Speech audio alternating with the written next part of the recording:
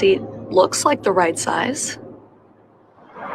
There are probably rules on when to move up to a booster seat, aren't there? Rear facing, forward facing? I think I have it right. Car crashes are a leading killer of children 1 to 13. Are your children in the right car seat for their age and size? Don't think you know. Know you know. Go to safercar.gov/the-right-seat. I know my child's in the right car seat, or else I wouldn't get in the driver's seat. Brought to you by the National Highway Traffic Safety Administration and the Ad Council. You don't usually get a stock tip from a 16-year-old, but I'm here to tell you about a different kind of stock.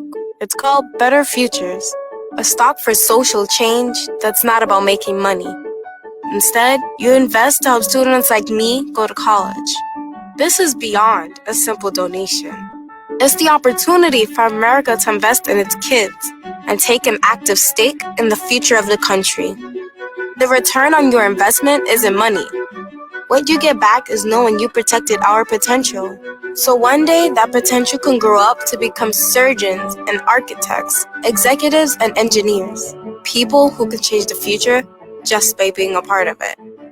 My name is Alicia, and I'm your dividend. Invest in better futures with UNCF. Visit uncf.org/invest. A mind is a terrible thing to waste, but a wonderful thing to invest in. A public service announcement brought to you by UNCF and the Ad Council. This is Nnamdi Asamoah. I play football for the Philadelphia Eagles, but what I do off the field with United Way might be more important. I'm a volunteer tutor and mentor. Why? Because over 1 million kids a year drop out of school, and that's not okay. It takes 12 years to create a graduate, but it takes about the same time to create a dropout. And the difference between a child becoming one or the other could be me, or it could be you.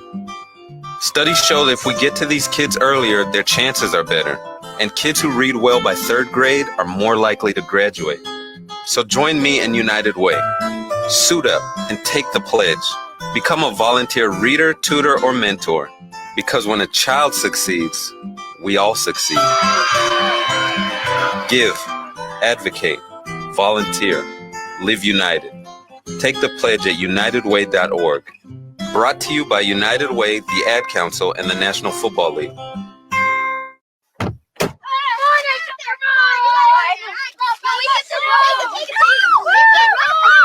They'll challenge your authority. They'll try to break your will. They'll push you to the edge of your sanity. Because that's what kids do. But this car is your territory, not theirs. Defend it. Who makes the payments? Who cleans it? Who drives it? You do. That's who. And in here, your word is law. So when you say you won't move until everyone's buckled up, you won't budge an inch. Until you hear that click. Never give up until they buckle up. A message from the National Highway Traffic Safety Administration and the Ad Council. For more information, visit safercar.gov/kidsbuckleup.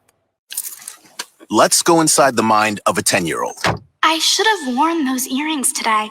I like those earrings. Gabby has those awesome earrings. I need to ask her where she got those, but that's just what she would want me to do.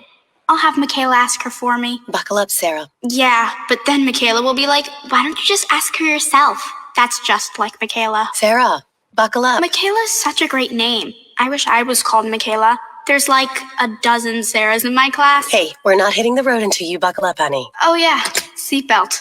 I forget sometimes because my brain is like busy, you know? I wonder if there's pizza at school today. Sometimes it can be tough to get through to your kids, but it's not impossible. Always make sure they're wearing their seatbelts, even on short drives. Remember, you have the keys, you have the power. Never give up until they buckle up. A message from the National Highway Traffic Safety Administration and the Ad Council. Visit safercar.gov/kidsbuckleup for more information.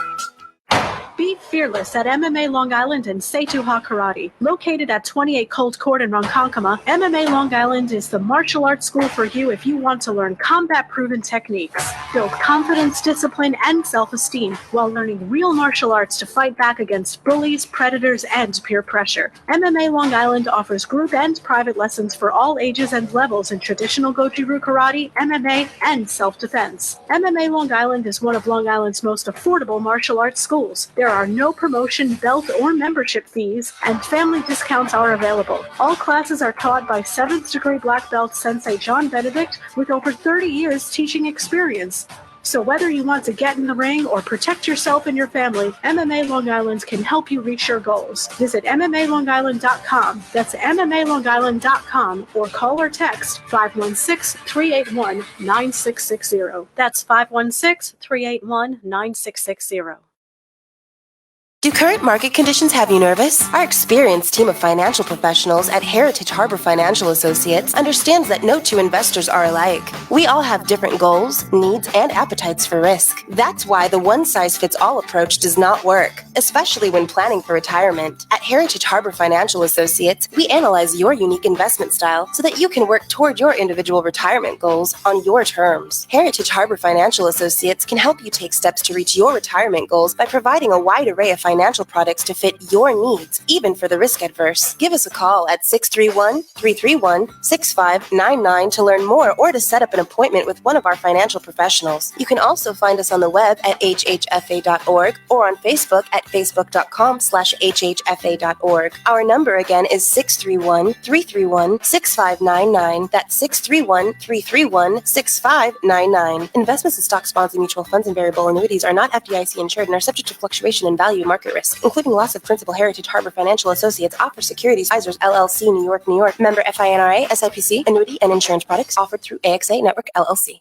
Edward Lehman has been a trusted insurance advisor for over 16 years with insurance solutions for auto, home, commercial, life, and retirement. He's located at 54 Sunnyside Boulevard, Suite H in Plainview. That's just 1,000 feet south of 495. Local agent, local advice. The time to think about insurance is before you need it. So do yourself a favor and before you pay your next insurance bill, give Ed and his team a call, 516-935-3900, or visit him online at www.allstate.com/EL. Edward H. Lehman Insurance is your trusted insurance advisor. This is Mario Andretti. You know me as a race car driver, but I'm also a Meals on Wheels volunteer. I've raced against the sport's biggest personalities, but I've never met more vibrant, amazing people than the seniors served by Meals on Wheels. As a volunteer, you deliver a hot, nutritious meal and a friendly hello to someone just like your mother, grandfather, or next door neighbor. These seniors are inspiring people with incredible stories to share, and they love to see you. The smiles you get back are priceless. Delivering with Meals on Wheels is easy, and you don't have to drive like me for it to be quick. You can volunteer your lunch break once a week or just once a month. With 1 in 6 seniors facing hunger and many more living in isolation, your lunch break can make a real difference. So, America, let's do lunch. Volunteer your lunch break at americaletsdolunch.org. This message brought to you by Meals on Wheels America and the Ad Council. Okay, Simon, what are you wearing right now? Nothing. That's right. And what do people normally wear? Clothes. Exactly. So now Mommy's going to teach you how to dress yourself. Clothes keep us warm, they look good, and if we go out without them, the neighbors will talk. So it's important to know how to get dressed. Here's how it's done. Underwear always comes first, name tag at the back, then pants, then shirt. Get the first button in the right hole or you have to start all over. If you're wearing a tie, it goes over, round, through, and pull tight. Tuck your shirt into your pants and zip up your fly. Socks going first, then shoes right on right, left on left. With shoelaces, just take the end, cross them over, switch the loops. The rabbit goes down the hole, pull tight, and you're left with bunny ears. I love bunnies. Good to know. Now remember, spots don't go with stripes, socks don't go with sandals, and if you've tucked in your shirt, wear a belt. Got it? Why are your pants on your head? Most parenting is hard to do in just 2 minutes. But spending just 2 minutes twice a day making sure they brush their teeth is easier and could help save them from a lifetime of tooth pain. For fun 2-minute videos to watch while brushing, visit 2min2x.org. That's 2min2x.org. A message from the Partnership for Healthy Mouths, Healthy Lives and the Ad Council. So you see, son, good manners are very, very important. Someday, many years from now, when you're a grown-up, you'll be a man. And when you are, You should be a gentleman. Do you want me to go through it one more time? Yes. Yes, please. Yes, please. Exactly. Always say please, thank you, you're welcome, and excuse me. Sit up straight, hold doors open for ladies. If a door's shut, then knock first. Don't burp, don't swear, don't speak with your mouth full, don't reach across people's plates, keep your elbows off the table. What table? And don't interrupt. While we're at it, don't stare, don't use foul language, don't call people names, but do remember people's names. Always share your toys, play nice, and cover your mouth when you cough or sneeze. On the bus, give up your seat to anyone who has trouble standing bottom line. Treat others the way you'd like to be treated. Got it? Got it. Stop picking your nose. Most parenting is hard to do in just 2 minutes. But spending just 2 minutes twice a day making sure they brush their teeth is easier and could help save them from a lifetime of tooth pain. For fun 2-minute videos to watch while brushing, visit 2min2x.org. That's 2min2x.org. A message from the Partnership for Healthy Mouths, Healthy Lives, and the Ad Council. Hey, there he is. How's it going? I'm having a stroke. Are you going to shake my hand or what? I'm having a stroke. Wow, you're not even moving your arm. I'm having a stroke. Are you okay? I'm having a stroke. Your face looks weird too. I'm having a stroke.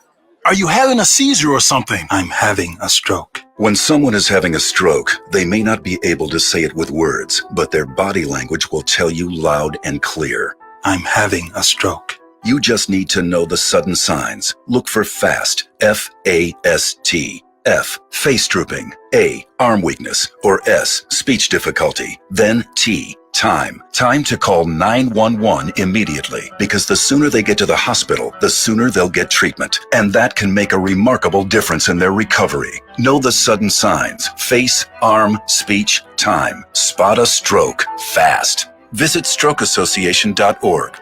Brought to you by the American Stroke Association and the Ad Council. It's the Worldwide Sports Radio Network. You are now about to witness the strength of street knowledge. Number 70! We're talking about practice. Hello, you play to win the game. The Yankees are champions of baseball. Mr. Gorbachev, tear down this wall. 3, 2, 1, happy 2000! No time on the clock, and the Patriots have won Super Bowl 36. Jordan open, Chicago with the lead! Worldwide Sports Radio Network presents Below the Mark. Welcome to a new show of Below the Mic. I'm your host, Errol Marks, my co-host, Mr. Speedy Petey, a.k.a. Mr. Tidy Whitey. Remember, you can call us at 631-500-0548. You can go to our website at www.worldwidesportsradio.com. And yes, you can download our app. Well, if you're not downloading our app, well, then you're going to have to look at Speedy's underwear. Anyways, if you haven't, all you got to do is go to iOS, which is WWSRN, or Android, Worldwide Sports Radio Network. I sent out a mask text, to all the Facebook users that listen to us. And I accidentally sent it to a guy that always keeps complaining not to send it to him because he became an eBay co-insisted star. And what I mean by that is he sold his fandom to the LA Lakers. Oh. Yes, Evan Permuter. Okay, so Mr. Evan Permuter, I'm sorry I sent you a group message because you're a fake New York fan, you're a fake sports fan, and you should sell your life and everything that owns behind it to eBay because you sold your fandom to an organization, to me, has bought their organization for year in, year out, all really for the last 40 or 50 years. So kiss my ass. How's that sound, Evan Permuter? You know, it's funny. I actually brought up his name to Greg, who just joined our network on Smoke and Mirrors last week. I actually brought his name up because he used to be a Knicks fan too. He didn't sell it, obviously, but he used to be a Knicks fan too. And he was talking to us after the show about how is he a Laker fan now? No, he's just not. He's not one specific team in basketball. He's just a basketball fan. But I told him about that and how he was like best friends with Matty Caps and he knew you and stuff like that. No, I can't stand. No offense to the kid. I don't hate him as a person. I just don't like the fact that he has the nerve to tell me not to send him anything, and then all of a sudden take shots at the New York Knicks in the organization, because we all know the Knicks aren't a good organization. They're slowly but surely getting better with everything what Tom Thibodeau is doing, the Rose and Wesley, and obviously the new management of the organization. But for him to take shots at the New York Knicks organization, this is a guy that was a New York Knicks fan for about 30 years. And then all of a sudden sell his fandom to eBay and the LA Lakers. And now all of a sudden he's a LeBron James fan. It's a joke, an absolute joke. So Tony Rubo, Vinny Rubo, Evan Permuta, and Matty Caps can kiss my damn ass. How's that sound? Anyways, we do this every single Wednesday for Below the Mic, Speedy. Sports and entertainment news. How the Lakers can strike back 5 best targets right now. Speedy. Who would you think the Lakers should do and go after? There's a guy on the Spurs right now that might be available. Do you know what I'm talking about? On the Spurs? Rudy Gay? No. I know his name has been brought up. LaMarcus Aldridge? Not him. Oh, I was going to say, you bring up LaMarcus Aldridge, that would be something. Another superstar. Ooh, one of their top players, DeMar DeRozan? DeMar DeRozan, who has become available right now. Very, very interesting. I wouldn't be surprised if DeMar DeRozan will be traded at the trade deadline, which is a couple of weeks away. Actually, a week away. So, very, very interesting. 4 trade proposals to get Russell Wilson out of Seattle. Did you hear the one with the Sam Darnold? Yeah, the one you told me earlier with the 4-way one was ridiculous. That one was... the Jets were going to get... They weren't even going to get a first-round pick of the deal. Were they going to... The Broncos were involved. A 5th. It was a 4th, a 3rd, and Tim Patrick from the Broncos. And you didn't even mention the 4th team. I don't even remember who that was. I don't remember. How does that make any sense for anybody? I think it was the Bears. How does that make any sense for anybody if you're from the Jets standpoint? I have no idea. The worst possible landing spots for every top NFL free agent. Well, I do believe Barrett is going to be available. I did not see him. He didn't get franchised. He did not get franchise tag. So he is going to be available. On a long-term deal. Yeah, they're working on it. Doesn't mean that it's going to happen. So he is available. So where do you think he could go if they don't sign him? Maybe he goes back to the Broncos. He's a familiar fit over there. Won a Super Bowl with them as a rookie, and similar schemes that Todd Bowles and Vic Fangio run with the zone blitz, with the blitz emphasis that they like to do. So I could see him going back there. NFL rumors and news. Bears desperate for a quarterback, prepared to throw a boatload of picks for Deshaun Watson and Russell Wilson. Very, very interesting. You see, Russell Wilson is going to be available. I don't know if Russell Wilson, the Bears are one of the teams that he proposed that he would like to go to. Why he would want to go there doesn't make any sense to me, because both teams have very bad offensive line. But Deshaun Watson is a guy that clearly wants out of the Texans, but I don't know if the Bears are one of the teams that he's interested in going to. More than likely, Russell Wilson, if there's any chance, he'd go to the Bears, and Deshaun Watson could go very much elsewhere. And I think the only 2 teams that possibly can land him is the New York Jets and the Miami Dolphins. From a trade perspective, the Bears make sense. But you're right. I don't know why Wilson would want to go there. Especially, I know Allen Robinson got franchise tag. That doesn't mean he's not happy or unhappy, though. Jerry Jones seems to like to overpay people. Dak Prescott got a huge contract. I think with Jerry, and it's so interesting, Jerry Jones, he didn't want to lose Lawrence. He gave Lawrence a big contract. He didn't lose Cooper. He didn't want to lose Cooper. He gave Cooper a big contract. He didn't want to lose Jalen Smith. He gave him a big contract. Now all of a sudden he gives Dak Prescott a big contract. I think Dak, out of all those guys, deserves it the most. Why does he overpay guys? That's going to be the question that Jerry Jones is going to have to answer when OTAs open up. So far, Cooper is the only one who's played well since getting that contract. Smith's been hurt, so granted that hasn't helped, but Lawrence has struggled. And then don't forget about your boy, Ezekiel Elliott, who somebody who calls this show claims could run on Barry Sanders' offensive line. Multiple teams inquiring about Patriots. N'Keal Harry, what do you think about that? That's interesting. He hasn't fit there, obviously, yet. He's had injury issues. And again, that was my biggest concern, as much as I liked him as a prospect of when he got drafted. So I could see why they end up trading him. But at the same time, who else do they have over there to really afford to do that? Rework contracts for Christian McCaffrey and Shaq Thompson to save the Panthers millions. I'm very surprised that Christian McCaffrey is doing this.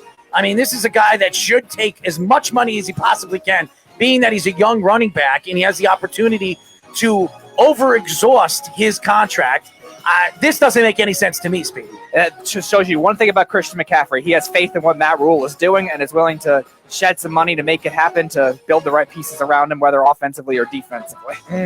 NBA rumors and news. The Celtics actually really wanted to trade for James Harden because, of course, they didn't. So what do you think about that? That story is interesting. I didn't hear anything about the Celtics interested in James Harden. Yeah, I don't know how much that's going to be realistic for the Celtics. That's not really what they need. They need more depth shooters more than anything else. They have the stars. Kemba Walker, when he's healthy, is a superstar. Brown and Tatum have both played phenomenally, but the depth has been the issue for them, and obviously, as we mentioned, the size. Clippers plan for the trade deadline revealed. Now, it's interesting.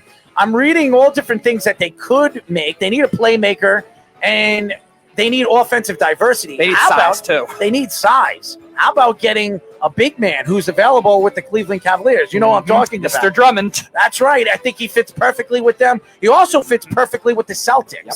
So that's something going to be very interesting moving forward. Miami Heat's $4.8 million incentive to waive Myers Leonard ASAP. What do you think about that? Please do it. That was stupid what he said. Inappropriate. We will talk about that in just 1 second. 5 ideal Victor Oladipo trade scenarios. One of them, the New York Knicks. Who do you see Victor Oladipo getting traded to? Because he's not going to be with the Rockets. Yeah, the Rockets, I've heard of doing a lot of this quote-unquote fire sale. It's very interesting. I could see a 76ers kind of thing working out there. They're looking for that other backcourt player to help out. Victor Oladipo could be a wing. He could be a point guard type player. And they need that other piece to keep up with the Nets and the Bucks. Warriors attach high price to any trade involving James Wiseman or top 3 protected draft picks. What do you think about that? That means they're going for something big if they're going to. Are they really thinking about trading Wiseman? I wouldn't trade Wiseman, but again, if it means something big, who knows? MLB rumors and news: the Texas Rangers to allow 100% capacity in the stadium on opening day. I'm not surprised. Texas opening up everything. Even Florida is opening up everything. Yes, very interesting. The 2 premature states. Yep, sounds about Yankees, right. Zach Britton says he lost 18 pounds in 10 days after COVID-19 diagnosis, and then all of a sudden he needs surgery. So interesting. Losing a lot of weight might have affected his arm. Yeah. I don't know. So that's an interesting story. Off-season in review for the New York Yankees. I'm not going to go over the offseason. The Kluber move was very interesting. And DJ LeMahieu was just as big as any move that any team made in the offseason.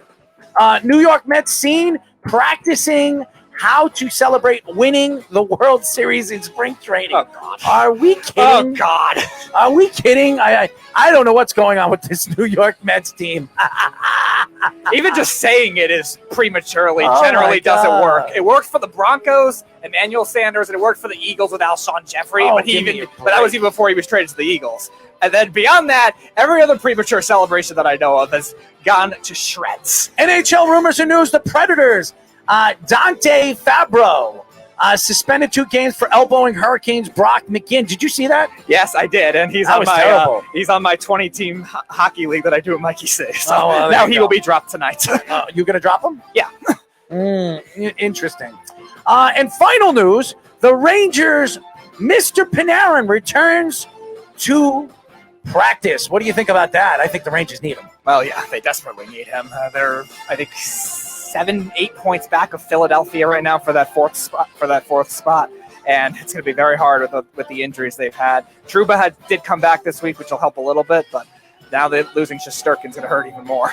Yes, and that, ladies and gentlemen, is sports and entertainment news of the week, courtesy from Pro Sports Daily. I'm reading some of the articles throughout the day, and we usually go through them, and I pick the best articles that are intriguing. So if you guys want to check out the articles that I've mentioned, all you have to do is go to prosportsdaily.com. I'm actually promoting them. Could you imagine that?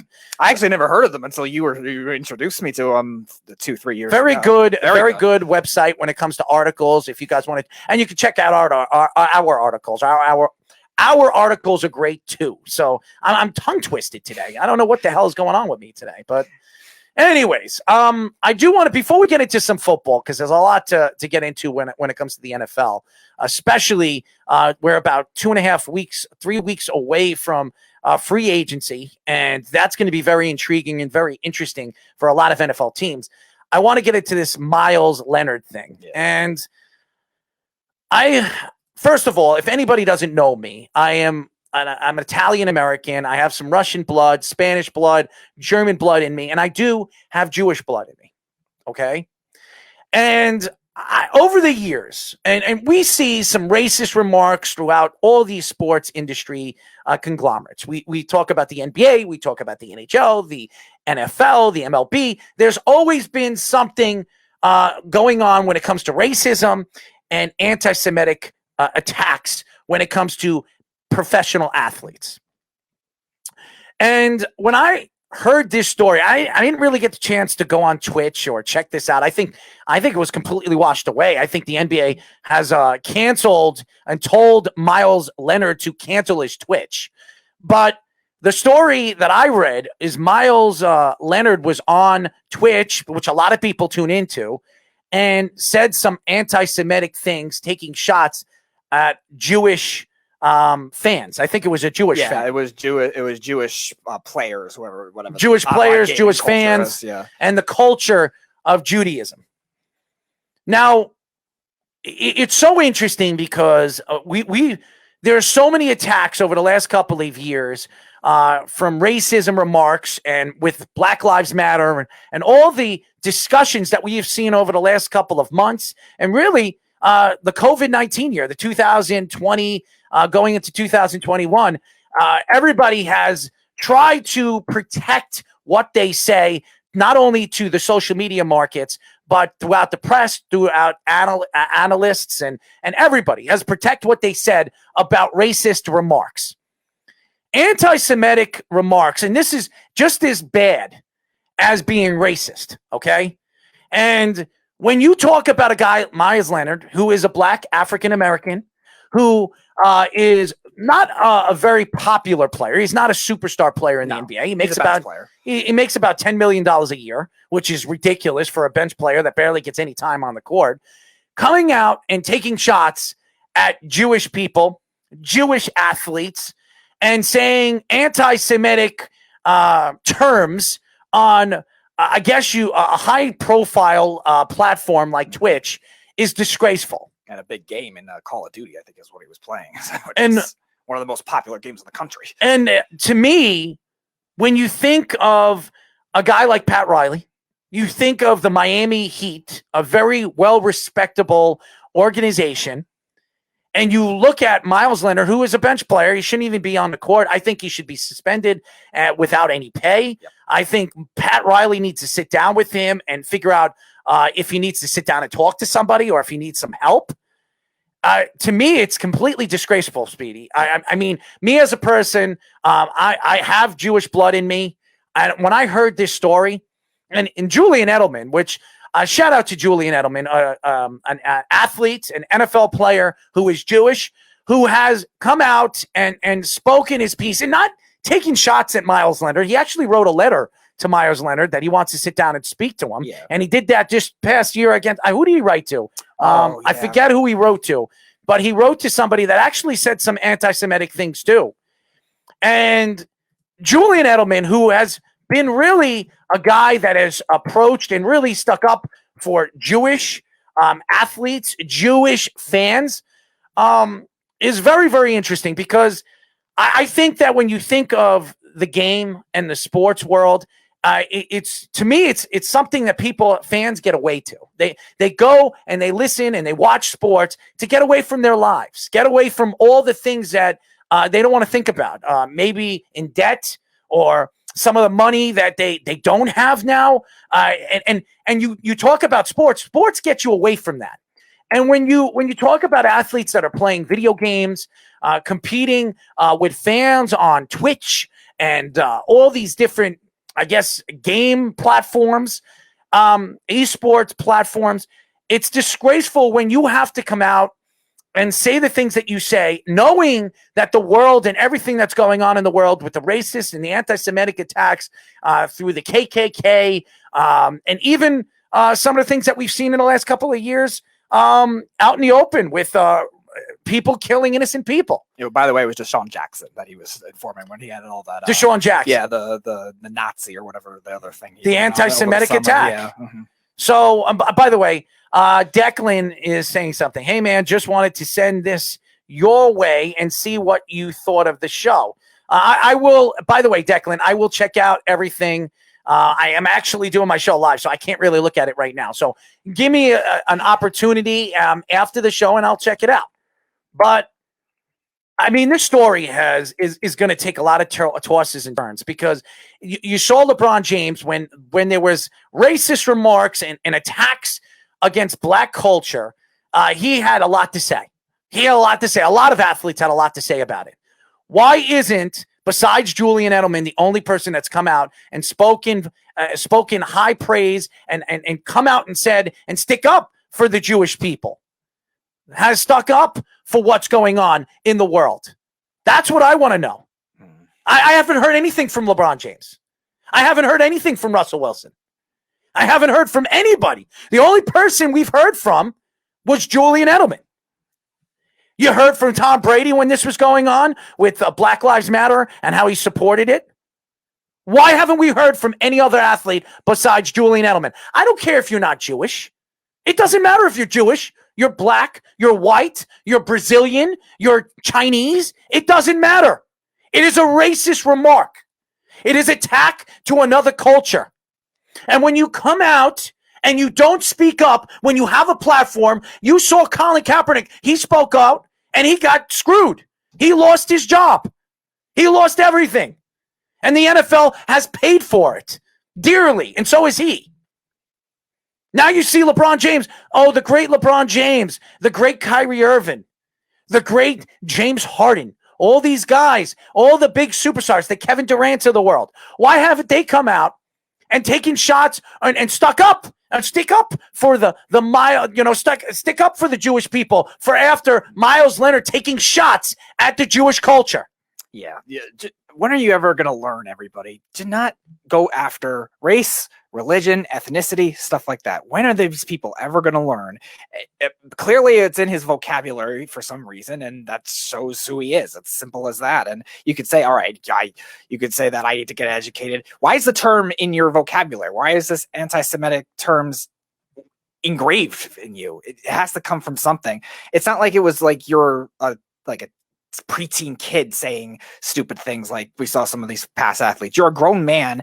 Get educated, and especially just learn with all these things that have been happening the last year. I mean, it's just crazy. It really is. And to me, the fact that only one athlete has come out and spoken up for the Jewish culture, it's disgraceful. It's absolutely disgraceful. LeBron James should be ashamed of himself. All these guys that have spoken up for Black Lives Matter and all the anti-Semitic racist things that we've heard. I mean, the racist things we've heard and all the different murders that have happened over the last couple of months and years from the police. Why hasn't anybody spoken up and stuck up for the Jewish religion, the Jewish people? That to me is disgraceful. It really is, because we as people should be sticking together as athletes coming out and speaking for all different cultures, all different things that are going on in the world. You have your own thoughts with the politicians and politics and Donald Trump. Why isn't anybody coming out and speaking up for what this guy, this man, Miles Leonard said, which is disgraceful, disgusting, pathetic? And religion is just as big of our history, our world history, as anything else with ethnicity, with how different countries were formed. Obviously, different religions were formed. It was a religious war for a while, so it matters just as much. I know it gets drowned out because it's not a particular race or particular, I guess, ethnicity that's gone after in comparison to what we've seen this last year, but it's still a big part of the history, no matter what. And religion is how a lot of these countries were formed, these regions were formed, and especially Jewish, who we saw what happened with them in the Holocaust, and they got wrongfully attacked. And just Deshaun Jackson, with his stupidity, he said over the summer, saying it's a hoax and all that. It's a hoax, but here's the thing: the first slaves in this world were Jews. Right. Okay? The Jewish people were the first slaves. Okay? They were. The Jews have been treated just as bad as African Americans over the years. Okay? They have. And how many times have we heard so many different things? Look what the Nazis did. Look what they did to the Jewish people. Over 4 million, what is it? Between 2 and 4 million people were just murdered. Germany alone, and then there were other Were countries murdered. too. Yeah. Were absolutely murdered. Okay? And then you come out and you take shots at another culture when you think that you're the only culture that should be out there and not be attacked. Come on, guys. This is ridiculous. No culture, no person, no athlete should take a shot at any culture, any anti-Semitic attacks. None whatsoever. And the fact is that you should stick to your sport and concentrate on what you're doing and playing your game than taking shots at a religion, taking shots at another person. It is disgraceful. And Julian Edelman has every right to reach out to Miles Leonard. I don't know what he could say, and I understand that he reached out to Deshaun Jackson, and he gave Deshaun Jackson a little bit more background on his culture, and that's Judaism, but it's disgraceful. I believe, and I believe this very cold-heartedly, that Jews and African Americans are very alike. They're very alike. They both were slaves, both of them. And everybody, and I believe that all our cultures should be sticking together. Every one of us should be sticking together, not attacking one another. All these disgusting names, and I'm not going to mention on live radio, the things that you call Jews, the things that you call African Americans, the things that you call Italians, the things that you call Brazilians, Chinese. It's disgusting. It is disgusting. Yeah, and just a couple of weeks ago with Jeremy Lin, that was disgraceful too. Whoever was saying that towards him. I mean, to me, and anybody that knows about Boston Red Sox and over there in Fenway Park, a lot of athletes, God, that was awful. A lot of athletes have come out and said how racist the Boston Fenway fans have attacked different ethnic groups out there. In the audience, Tyreek Hill got victimized by it too, by Patriots fans. They were saying slurs at him. So I mean, it's disgraceful. It is absolutely disgraceful. And Miles Leonard should not only be suspended, he should be fired. He should be fired. He should lose his job. Pat Riley should get rid of him. Is he that good of a player? And even if he was a good player, you want to set a statement? You want to put a statement out there to show your team and show the NBA what and professional sports who means business? If there's anybody that should do that and would do that, it's Pat Riley. And Pat Riley should do that. He should suspend him without any pay and eventually fire him. I don't think he should. He doesn't deserve a job of this magnitude. $10 million to sit on the bench when you're taking shots at other ethnic groups, other taking anti-Semitic terms and using it against other people that you're playing video games against. Are you kidding me? A video game. You're taking a shot out of a person that is Jewish. Disgusting. Probably a random person too. Disgusting. It's disgraceful. Religion is part of the history too. This should never be engraved in your mind. I'm stuttering because it makes me sick to my stomach. It's awful. It takes this to a whole nother level. It makes me sick to my stomach. I'm disgusted. I don't know how the NBA and Adam Silver could let this go on. How many times do we see Black Lives Matter? How many times do you put that on the court? And I understood it. I back the NBA for what they did. Okay, I back them. I backed it. And why isn't the NBA speaking up for Jews? Adam Silver is Jewish. David Stern was Jewish. Half the executives in the NBA are Jewish. Why is this going on? Why isn't the NBA speaking up to the Jewish culture now? This is disgusting. The LeBron Jameses and the Kevin Durants and the Kyrie Irvings, all the stuff that they said. Why aren't any of these guys speaking up? Same thing with the Asian American culture. Jeremy Lin, again. Another disgrace. Yeah. Right. 3 weeks ago, he gets called a virus just because of the country he's from. It's disgraceful. And the NBA really didn't do anything with that. Nothing. Either. Zip. Nothing. Zilch. Absolutely zilch. This is the problem with the NBA. This is the problem with professional sports. When somebody speaks, a big name speaks like LeBron James, everybody listens. When LeBron James doesn't speak, nobody listens. It's disgraceful. This is a disgrace. And the fact that this guy has a job still is disgraceful. I am disgusted. The NBA should, I don't know what the NBA, they should come out with a statement and do something. I haven't heard anything from the NBA. Have you heard anything from the NBA? Nope. Nothing. Just suspend him indefinitely. It's ridiculous. I don't understand it. Does it really matter what color you are? Does it really matter what religion you are? We're all the same. We're all built with the same fingers, the same arms, the same legs. I was born with 6 more toes on one foot. No, I'm just kidding. But we're all born the same. We all have brains. We all have hearts. And some people in professional sports really don't have a heart. Some people in this world really don't have a heart. And this is a disgrace to professional sports. From the Jeremy Lin statements to this statement by Miles Leonard. It is disgraceful. And I want to hear LeBron James use his platform and speak up upon it. Because I don't care if it's not your culture. I don't care if you don't think the same way as Miles Leonard. The fact is, you spoke high and wide when everything was going on with Black Lives Matter. But you're not going to speak up for this. You're not going to speak up for this. Disgraceful. Absolutely disgraceful. LeBron James should bite his tongue on what he says to the analytics and analysts that he speaks to. Because to me, if you're not going to speak up and say how you feel when it's important, then you shouldn't be saying anything. Jeff says, we all are the same, except for Speedy. He's definitely different. Thanks, Jeff. Now I want to get into some NFL conversation. And there are stories coming out. And Speedy, we were talking about this. And I know everybody says we get into the Jets, but it's so interesting with this second pick. It really is. Because I don't know where Joe Douglas is going. I don't know if he's going to stick with Sam Darnold. Some people are saying that he is going to be looking elsewhere when it comes to the quarterback position. But there's nothing set in stone because obviously the pro days are about to start. We're going to see there are a lot of different prospects that are out there. There are quarterback prospects. There are wide receiver prospects and running back prospects. There's so many different prospects in this year's draft. But when we look at the Jets are more than one quarterback away from being a Super Bowl contender. Okay? They are. There's nothing blind.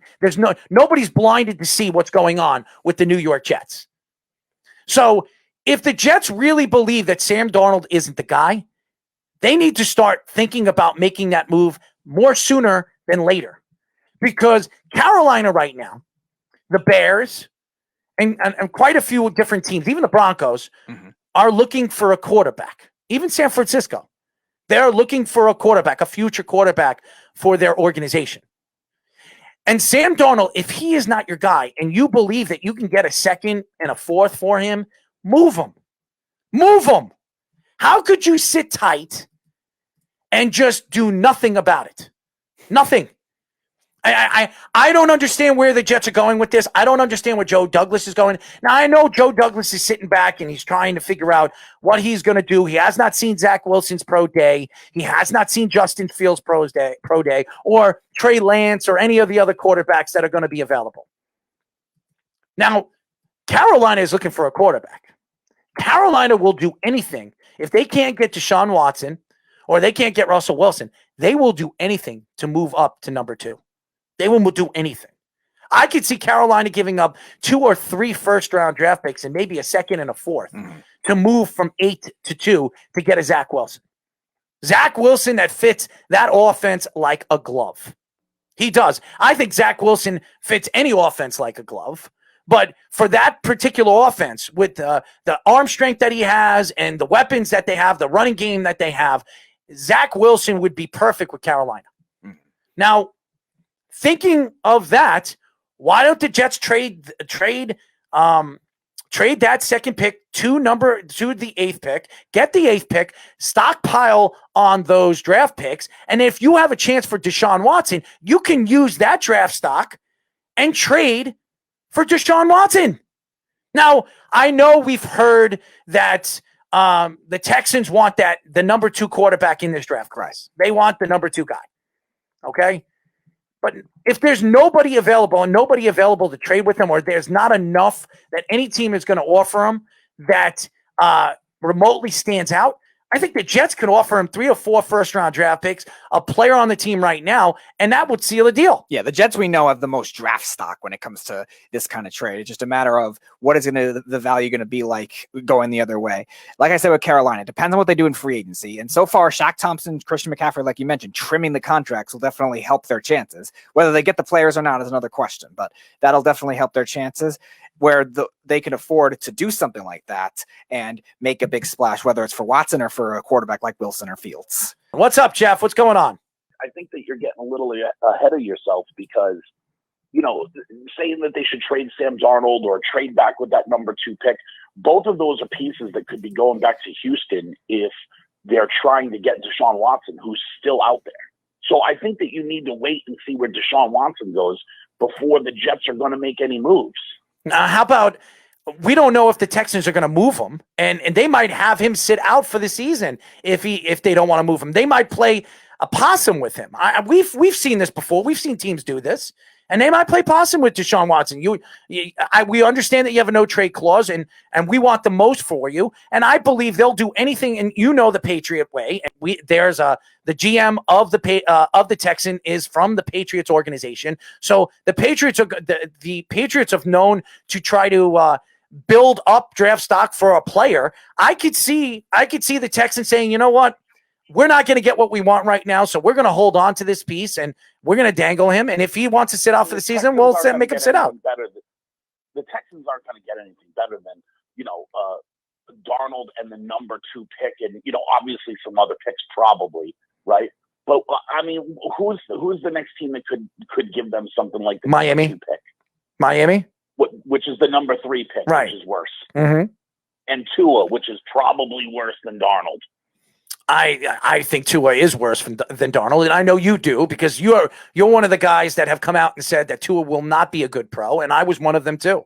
I didn't think he was either. I said it long before the draft. Yes, you did, and I'll give you credit for that. You said that Tua wasn't going to be any good in the NFL because his game really predicated on Alabama's offense and the talent that he had around him, and you said that, and I agree with you, and you were right about that.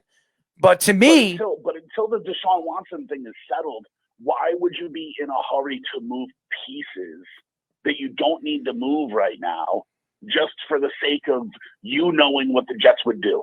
Because if you don't make those moves now, and all those other teams fill in that quarterback spot, you have nowhere to send Sam Darnold.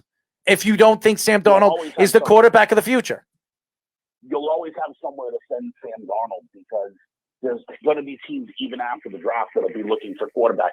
I don't think anyone believes that, in any of the top 5 quarterbacks are going to make it past, 15. And the Bears still draft after that, and they need quarterback. And the Redskins still draft after that, and they need quarterback. You'll always have somewhere to send Sam Darnold. Now, I think the Redskins still believe that Alex Smith could still play the quarterback position if Alex Smith does come back next year, which I believe he will. He's not even on their team. I know that, but I still think they're going to bring him back. I don't see why they wouldn't. I would bring him back even as a backup. He would be a good backup. You saw him come back. Well, there would have been if that's the case, there would have been no reason to cut him. Well, they cut him because they're probably letting him go see what's out there for him. And if there's nothing out there for him, I could see them bring Alex Smith back. I don't see why they wouldn't. He played very well when he played. That would fly in the face of the Alex Smith interview he did where he said Washington never wanted him to come back. Well, that's fine. And we've seen this many, many times that players have said what they've said on live. Look at Jamal Adams, okay? How many times have we heard Jamal Adams say what he said? He doesn't want to play for a losing organization. He doesn't want to go somewhere where he's going to lose and not succeed. Well, he got traded to a losing organization, a winning organization that's going to go back to losing because Russell Wilson wants out. And if if he leaves, none of that matters. None of that. It matters. does. You'll always have a place to send Sam Darnold.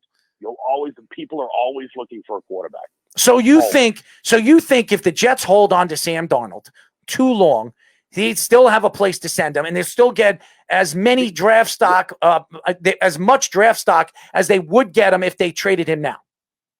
I mean, how many times has Josh Rosen been traded for a second-round pick? That's pretty much the baseline. And if you're happy with a second-round pick, that's good enough, man. Josh Rosen was traded for a second and a fourth. He was traded for a second and a fourth. Well, fine, then a second and a fourth. So I mean, there's that. And how many times was he traded for that? I think he was traded twice. It was twice. The first time I think was a second and a fourth, and then the Dolphins traded back with the Saints or something to get extra picks, and I think it was a second and 2/5 when they got him from the Cardinals. I think everyone believes that Sam has probably at this point a better future than Josh Rosen. Definitely. Whether you think Josh Rosen was treated fairly or not, it doesn't matter. I think people look at Sam Darnold better than Josh Rosen, so it's not really going to matter. You're always going to have a place to send him. I'm worried because when you look at the Jets right now and you see the position that they're in probably the best position out of any team right now in the NFL. They really are, because they could trade down and build their draft, even the draft capital than they are right now, or they can keep Sam Darnold and keep that second pick and maybe build around Sam Darnold, bring in an offensive lineman over there or a wide receiver, or trade a couple of pays, trade a couple of spots down and add the wide receiver that you need to help Sam Darnold. They could do so many different things. And we all know that the draft starts at the Jets because we know Trevor Lawrence is going on. The other thing to keep in mind why I don't think that you should be in a hurry to either trade the second pick or trade Sam Darnold or do whatever.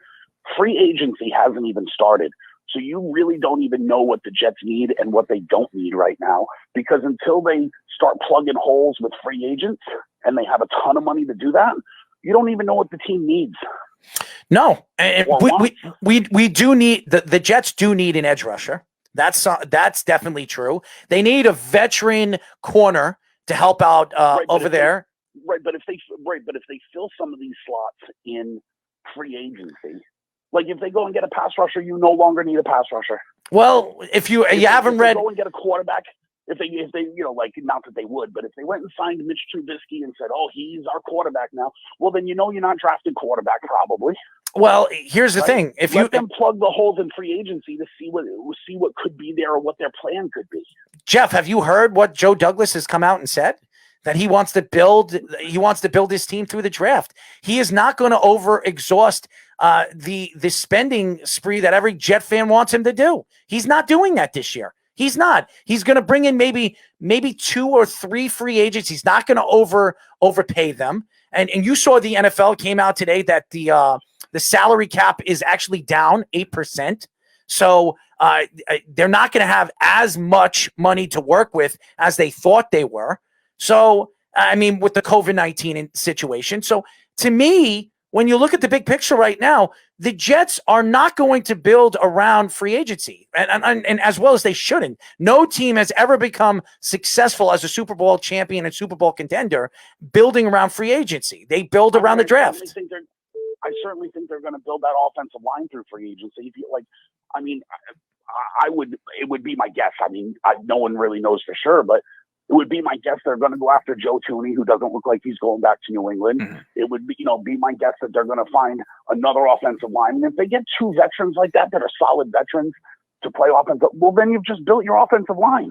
Well, if they can get Thuney, but there's a lot of people that are going to be interested in Thuney. It's not just going to be the Jets, especially with Scherf now franchise tag because he was Jacksonville. Jacksonville will definitely look at Thuney. They have a lot of money to spend with Trevor Lawrence. They want to protect their franchise. There's not as many teams as you think that are going to be interested in the Bengals because there's only like 6 teams that have salary cap space. Look at what the Saints are doing today. They cut Quan Alexander and Emmanuel Sanders and one other dude, and they're still $30 million over the cap. There's no way they're going to cut half of their franchise just to bring in Joe Thuney. Well, the Saints don't need him. They don't need offensive line. I understand that, but I'm just saying most franchises are in that position where they're, cutting salary, not trying to take it on. The Jets are one of the few franchises that can take on salary. So they're probably, you mentioned the Jaguars, they have some room too. Those are probably one of those two spots is probably where Joe Thuney's going to end up. Bengals. Jacksonville doesn't really know an offensive line either. They need a lot on defense. The Bengals and Miami too. All four of those teams are looking for offensive line help, and all four of them have the money to make that move. Miami's out. They just traded for Isaiah Wilson. Yeah, that doesn't mean Isaiah Wilson, is he a starter though type though? Just because he was a first round pick? That doesn't mean that they're not going to go after him. I do believe that they'll go after Thuney. I don't think the Jets are going to overpay for Thuney either.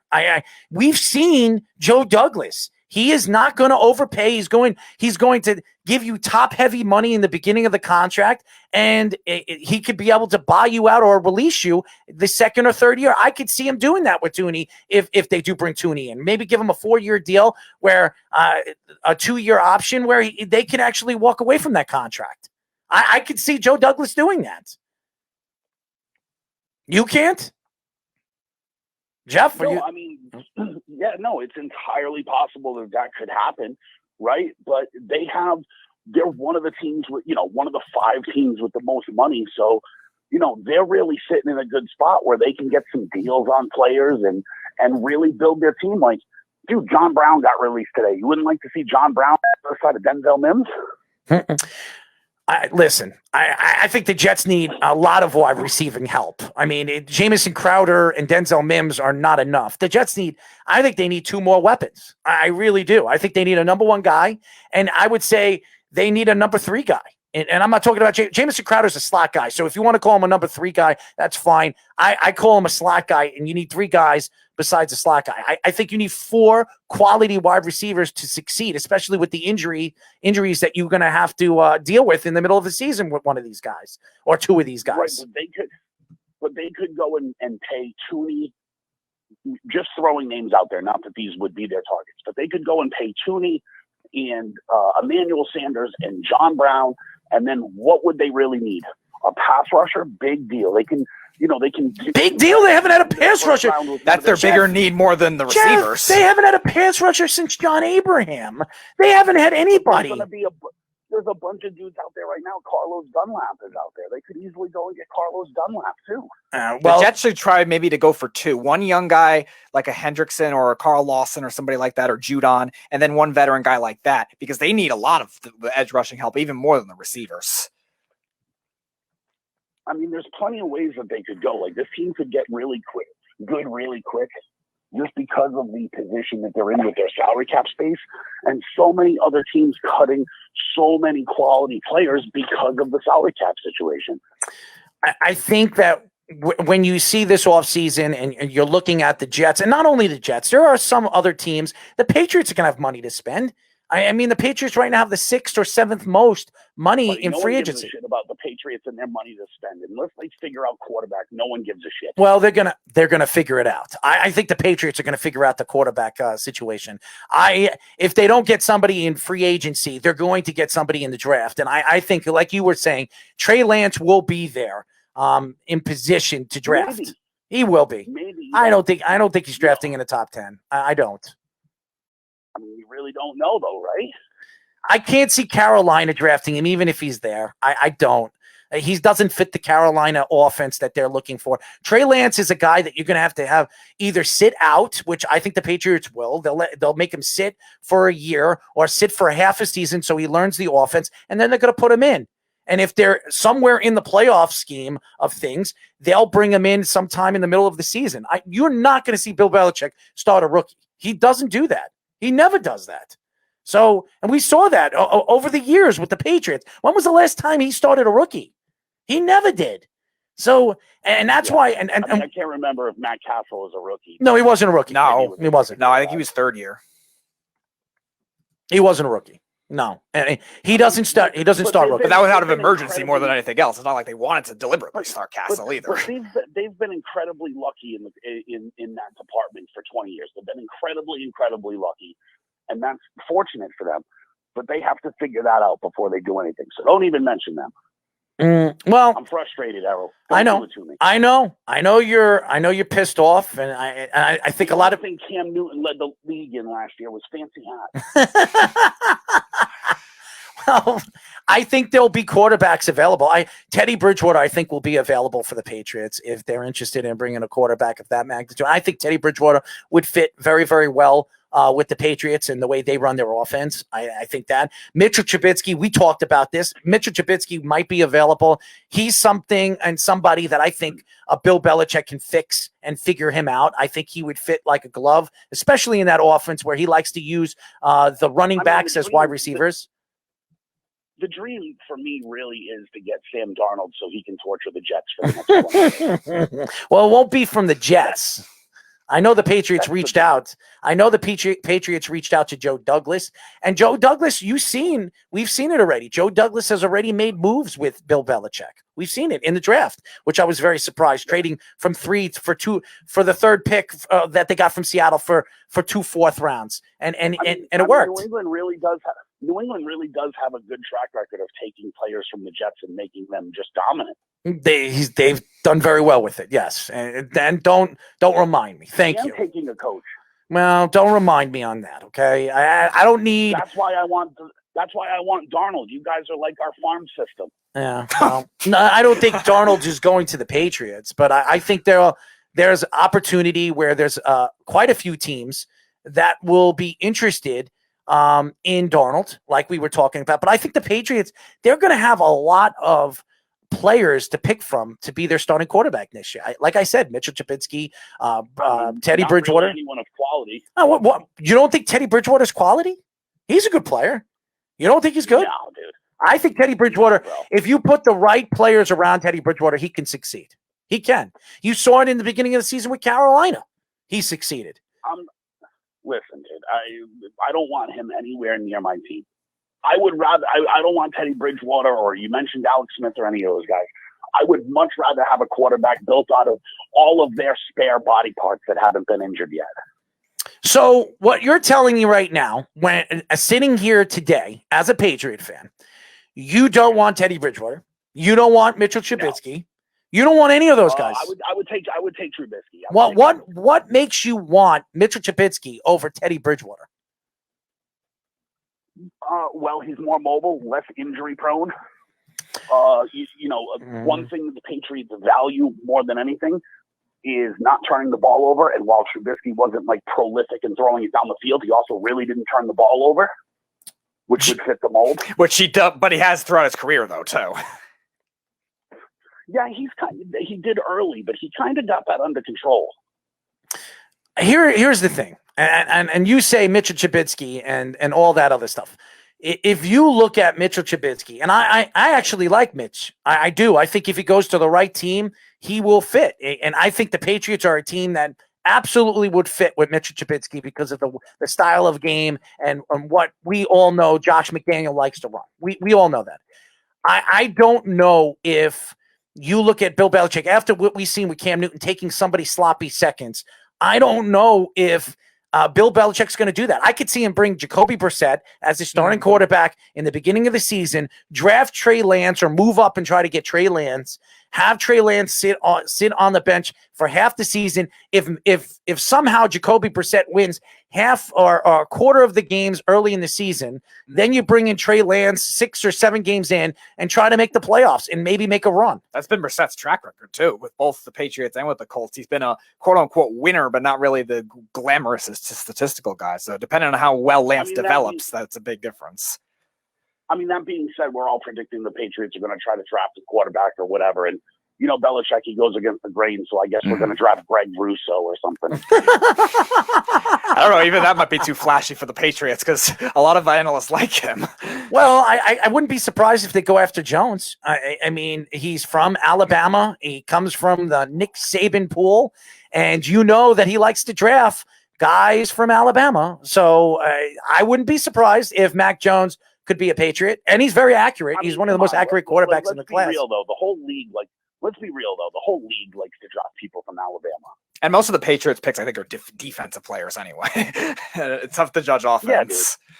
Yeah, and Damian Harris, I should find say. out I mean, like, if you want to know who the Patriots are going to draft, just find out who, like, the tight end from Rutgers is or something. You know?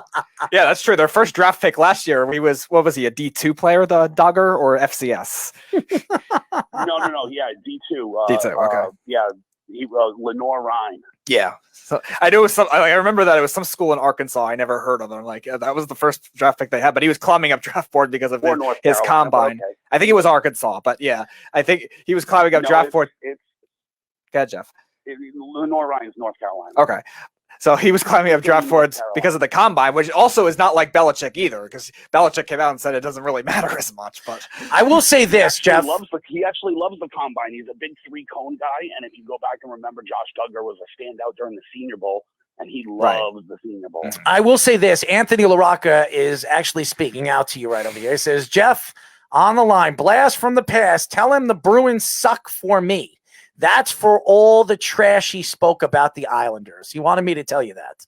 So there you go. Dude, the Islanders still suck. I don't like. Listen. Oh, stop, Jeff. Jeff, you know that's not true. You and I talked about this, right? Mhm. The Islanders have had the Bruins number. I don't know why, because the Islanders aren't very good. They lose to everybody else. But what is Anthony even talking about, dude? What has the Islanders won or done in the last 100 years?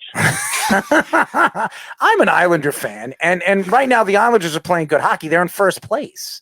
All right, so you can't say they stink. They're the best team in the division. A division that a lot of people thought that was one of the hardest divisions put together by Gary Bettman and his eager executives. What was that? It really is turning out to be the best division. A really good team is going to miss the playoffs in that division, right? But it's just the fact that, like, an Islanders fan talking shit is like Speedy telling you how much he can bench press.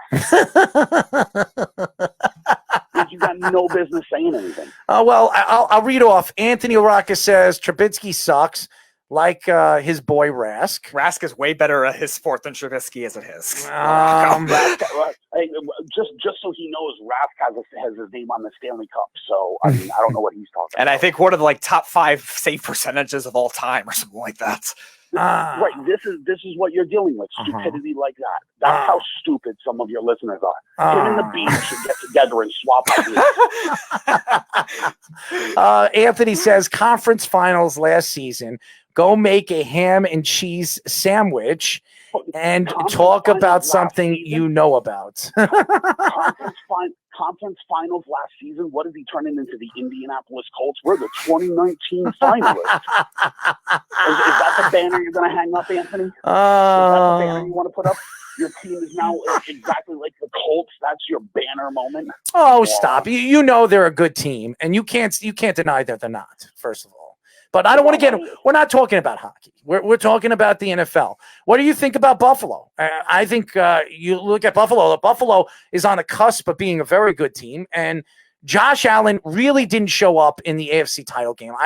To me, it was shameful for what he did at the end of the game. I thought it was disgraceful what he did.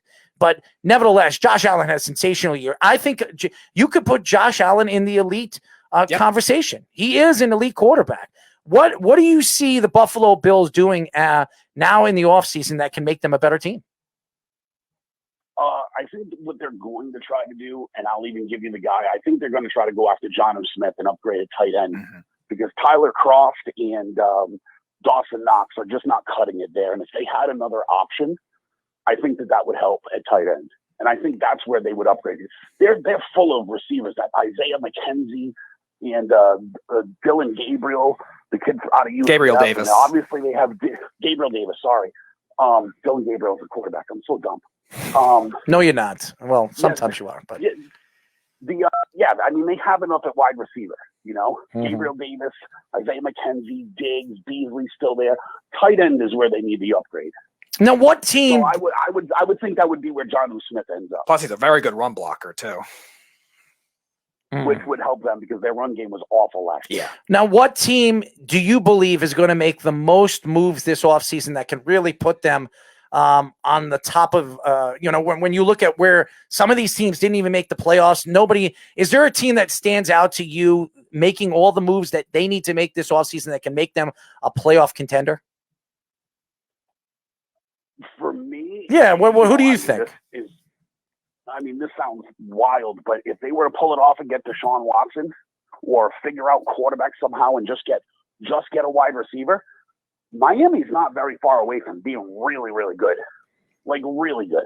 That defense was certainly really solid last year. And if they can get someone capable of throwing the football, not Tua, and just a receiver to play opposite of Devontae Parker, and I think they'd be in business. I would agree with you. I think Miami, they have one of the best young coaches in the league. I think Brian Flores, to me, was the coach of the year last year. I think in the second half, really the last 4 or 5 games really cost him from winning that coach of the year. Well-deserved by the Browns head coach. But I will say this. I think the Browns are going to be a lot better this coming year. I really do. I'm not a Baker fan. I'm not going to bet my money in my pocket that Baker Mayfield is going to be an elite quarterback. I don't think he's an elite. But I think they have elite players and they have an elite running game. And when you have that kind of running game, you can dominate. And I think they're maybe 2 or 3 pieces away. And did you hear what Tom Brady said the other day, that he wants the Tampa Bay Buccaneers to go after Odell Beckham? I don't know if that's possible. Could you imagine Odell Beckham and Evans on one side, on both sides? Could you imagine that? This is just franchise tag to Godwin. Oh, I understand. They already have too many guys. But they have young budding stars here in Tampa. Tyler Johnson's an up-and-coming guy. Scotty Miller's an up-and-coming guy. And then you obviously have Godwin and Evans there. And O.J. Howard will be back at tight end. So, they don't need Odell Beckham. That's ridiculous. CJ Desimone says Miami is not moving on from Tua. Not happening. What do you think about that? Dude. He runs a podcast for fans of the team that made Fireman Ed quit. Could you stop? Could you stop it? Seriously. He's telling. Listen, Tua had the number 1 jersey sale in the NFL last year. Number 1, and the fans love him. The Miami fans love him. They do. They love him. They loved him before he was drafted. I'm not a big fan of Tua. I think there's a lot of people not a big fan of Tua. The only person that was really a fan of him was Mark Kelly and Ryan. Those were the only 2 guys that I remember. You weren't a big fan of him. I didn't say you. No, God, no. No, I didn't think that. He's Hawaiian Tim Tebow. I know a lot of people have said that about him, that they think he's another Tim Tebow, that he's predicated on the team and the offense. I just want to circle back around and just clarify something. Right? I did enjoy shitting on CJ, but I actually enjoy CJ's show, and he's a good dude. So I just wanted to say that. No, and CJ is, and he's got a pretty good show. I do like shitting on him and the rest of the Jets fans. well, I think that this offseason is going to be very interesting. Even Cincinnati, I think Cincinnati can make a significant amount of moves. They have a lot of they have draft stock and they have money. I think Cincinnati needs an offensive line. They need somebody that's going to protect Joe Burrow. They need both scrimmage, O-line and pass rush badly. Yeah, but they always find Cincinnati always finds a pass rush. They do. They never. Besides Whitmore, he was the last good offensive lineman they've had. They've never found a really good offensive line. That's been their problem for years. For recently, it's weird because they historically have drafted them very well, but all of a sudden they're having a lot of trouble getting them both on interior and the outside. Marvin Lewis, who was good at finding them, and their previous ownership was good at finding them. It's just weird, but they might have a chance to get Penei Sewell if the Jets don't take him or the Dolphins don't take him. The Jets aren't taking him. And I don't think so either, or even a team trade. So good at.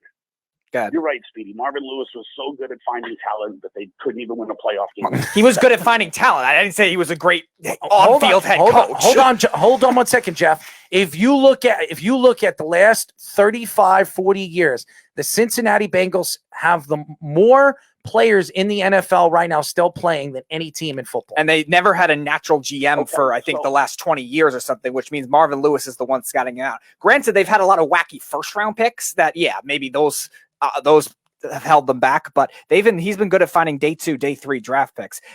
There's a big difference between that and what he did as an on-field head coach. Yeah, he could have been better with that, with a lot of the talent that they had. But I always said he should have been fired as a coach and maybe take over as a GM or something like that. Right. So here's the thing, Errol. You can say anything that you want about, there's more Bengals in the league than anything else, but just keep this in mind. text messaging the last time the Bengals won a playoff game was 1996. No, it was 91, even further back than that. Well, cellular phones didn't even have text capability until 1997. So do you know that means that no one has ever sent a text message that said, "Oh, the Bengals won a playoff game"? I hated a lot of people taking shots at Andy Dalton because Andy Dalton, numbers show you that he was a good quarterback in this league. He was a good quarterback in this league.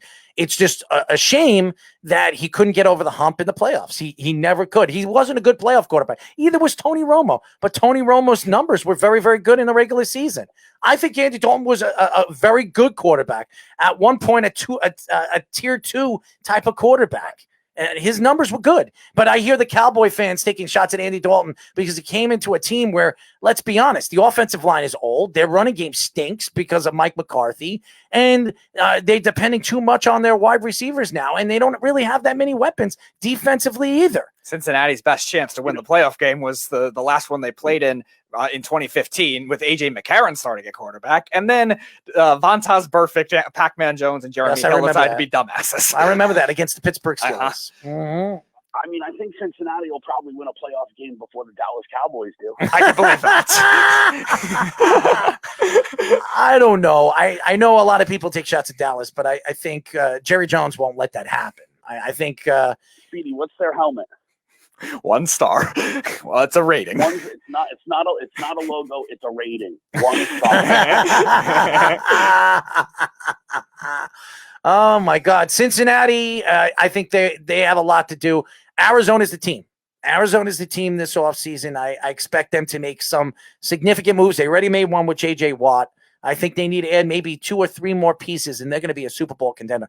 They're going to be a very dangerous team. If Kyler Murray can stay healthy, they're going to be dangerous.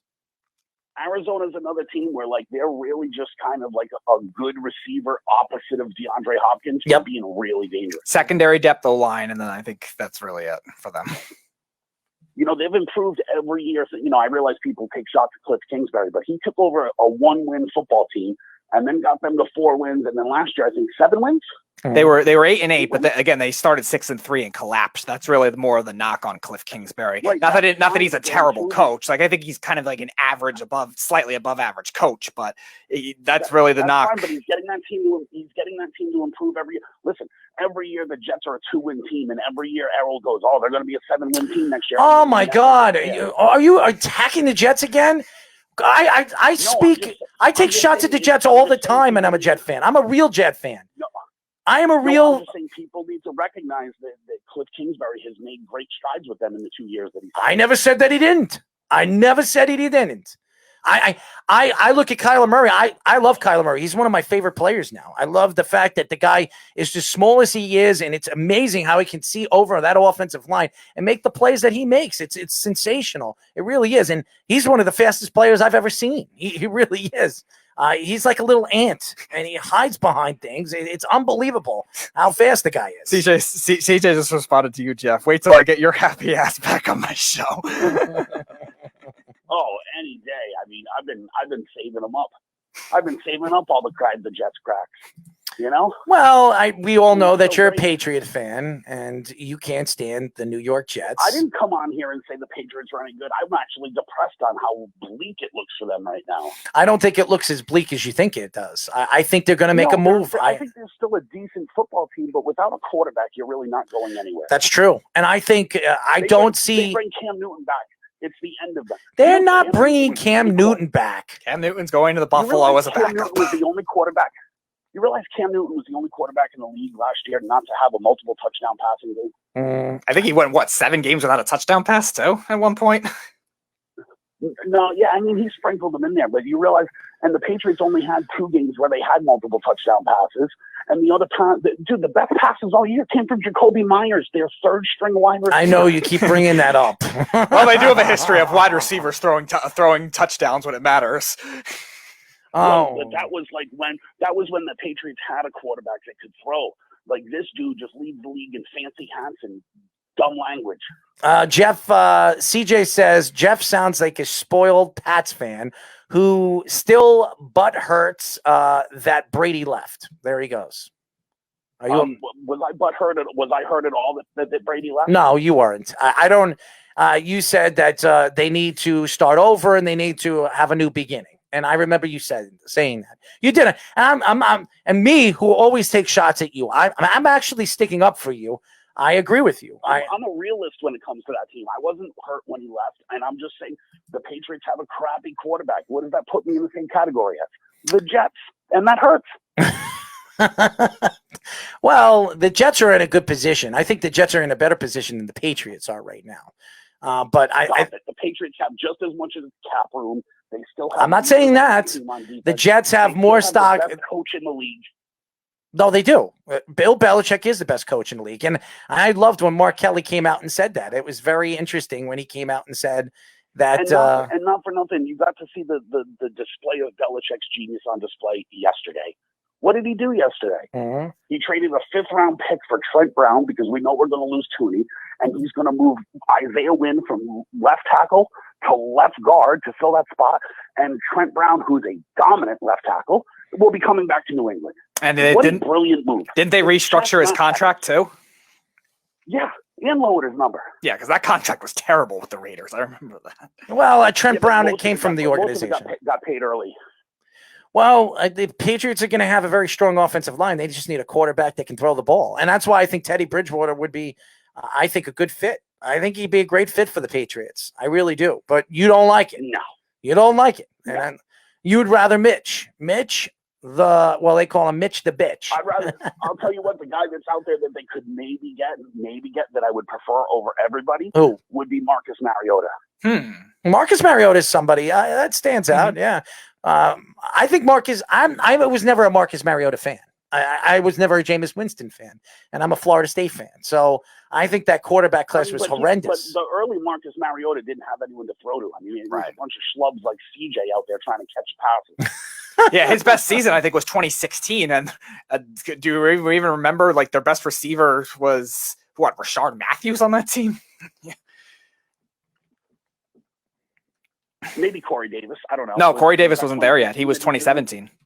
2016 was they almost made the playoffs that year, but that was his best statistical season. Corey Davis was drafted the next year. That was the year they made the playoffs, but he kind of regressed his talent-wise that year. Jeff, I have a question to ask you, and Carl Falk says, Wilson to the Bears. Does Russell Wilson make the Bears a Super Bowl contender? Absolutely. Really? That team has an unreal defense. Let's be honest. The Bears defense didn't get any help from the offense. They were constantly on the field, constantly tired because Trubisky and Foles combined couldn't move the football. There were pieces there where they put the franchise tag on Allen Robinson, but before they did that, he was widely considered the best free agent or maybe the second best possible free agent after Godwin, maybe. Depending on who you prefer. So they have weapons there that they could use. I think Montgomery's a good running back. And if they could just get a quarterback, that would solve a lot of their problems. A lot of them. But people forget, what were they, 5-0, 6-0 to start last year? They were 5-0 or 5-1. They beat the Buccaneers and then they went on a bad losing streak, I think, after a bye week or something like that. But the offensive line is terrible, Jeff. This offensive line is just as bad or maybe even worse than Seattle's. Listen, you couldn't get a worse offensive line than what Seattle was playing with. You really couldn't. And, I mean, Russell Wilson did really good things with that team. So I think that if you could put Russell Wilson on the Bears, I mean, that would get them damn near the top of that division. But also the other factor is, would they have to trade defensive pieces in order to do that, to make a trade for a quarterback as top end as Wilson is, though, too? Because Seattle's going to ask for a lot on defense. Well, see, here's the other thing, Speedy. The other day you called the Bears stingy. The Bears are not stingy. No, I called their GM dumb. Right, but they're willing to pay for things. They are willing to pay. They paid a boatload to move up one pick to get Trubisky, and they paid a boatload of picks to go and get Khalil Mack. Right. They're one of those teams that they're not afraid to ship out quality assets to get something back that they believe is really going to be good for them. All I'm saying is they might, because Seattle needs so much on defense, they might have a lot of their core defensive pieces as starting points for the Seahawks in that trade, because Seattle's going to ask for a lot for Wilson, no matter where they end up going. And trade-wise, because they need so much on defense, Chicago might be that fit, whether it's somebody in their secondary like Kyle Fuller or Eddie Jackson, somebody like Roquan Smith. I don't think they really need linebackers much, but Chicago's defense is so good, though, they could really afford to ship Khalil Mack back in that trade, though.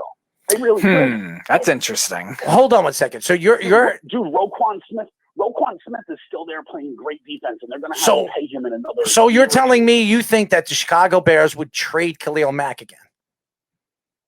Dude, he's eating up a ton of salary cap room. They're going to have to find a way to keep Allen Robinson happy past this year. Getting rid of his contract would free up the money to do that. I can't see them doing that. He's the leader of that defense. He's the best defensive player on that team. He is. So why would you trade the best defense unless Roquan Smith is no slouch, and the rest of that. Nobody said that he was. Very, very good. Very good defense. I still just feel that they're in a division right now that is dominated by the Green Bay Packers. And I do believe that Minnesota will figure things out. I am very surprised the last 2 seasons Minnesota has just really not shown up. They really haven't. Well, Minnesota's always streaky year to year. You think they're done? As long as Kirk Cousins there, they're always going to collapse like their old dome did. Well, Cousins wasn't the problem. It was the defense last year that hurt them. They were better in the second half, but there were they lost a lot of players. The same Anthony Barr you were making fun of the Jets not getting. He was terrible last year. He was hurt last year. It doesn't matter. He was terrible. No, I just thought it was funny that he would commit to signing with them and go, oh, the Jets, no way, and then change his mind and go back to that dumpster fire. Carl says trade Robert Quinn, Eddie Goldman, and 2 number 1s for Wilson. That's not going to get it done, Carl. Robert Quinn's an older pass rusher. He's 32 or something like that now. Eddie Goldman, Seattle doesn't really need interior defensive line. That's not a big issue for them on defense. They need more secondary help, and 2 number 1s. I think you'll need more than that to get it done. I think Seattle is most likely, if they're going to trade for any of that defensive core, is going to push for Fuller the most, I would imagine. And they don't have any picks because they gave it up to the Jets. Yeah. They gave away their 2 first-round draft picks for the next 2 years. Yeah, but it doesn't need to be right now. They could give up future firsts or whatever. That always happens. Not everyone gives up draft picks in this year's draft. There's always capital going forward. That's why I'm thrown off with this whole Russell Wilson thing. I don't think Russell Wilson's getting traded. I don't think he's leaving Seattle. Seattle, they would have to get a boatload back for Russell Wilson. I don't care how old he is, 32, 33. He's still in the prime of his career. I think Russell Wilson can play another 7 years with his arm strength. Well, let me ask you, just hypothetically, right? And I don't want to disparage Russell Wilson at all, right? But how hard is it throwing to Tyler Lockett and DK Metcalf? They could get rid of him, shed some salary, and get another competent guy. Dare I say someone like, and I know you're going to hate this, but like Ryan Fitzpatrick. And I think they'd be just as good with more salary cap room. But let's not forget, too, he also played the first 6 years of his career with scrap heap wide receivers before that and still put up great numbers for the most part with Doug Baldwin and Ricardo Lockett and guys like that. Anthony LaRocca says there's a bigger chance. There's a bigger chance of John Filkowski being the quarterback of the Patriots next season than Russell Wilson being traded. I mean, Silk is a much smarter guy than he is. So I don't know what happened to Filk. He's disappeared. He's fell off the bandwagon. Team Filk. That's true. That was Jeff's trademark for pretty much the entire 3-month existence of that show. Can you trade a franchise player? Yes. Yes, you can play it. Yes, and I believe but Seattle doesn't need Robinson. I think Robinson will be traded. I do not believe Chicago is going to re-sign him. I think they franchise them because they're going to try to get as much. Yeah, they have him on the team for next year, though. Yeah, they do. But I still think that if a team offers him something that they want, they'll trade him. I do. I think that's why they franchise him. Allen Robinson don't want to be there. He doesn't. So why keep him there if he doesn't want to be there? He doesn't want Trubisky or Foles throwing to him. And if it's not Russell Wilson, he's going to have the same quarterbacks he had last year. So why would he want to be there? Why? Are you lost in words? Because I am. No. I mean, it's a good. I know it's a good point. It's a very good point. But I mean, listen, if if Russell Wilson was happy in Seattle, none of this would have happened. Like, I don't buy I don't want to get traded, but here's a list of teams that I would like to go to if you do think about it. Like, dude, it feels like that doesn't happen in good relationships, right? Mm-hmm. It doesn't. So, it doesn't. No.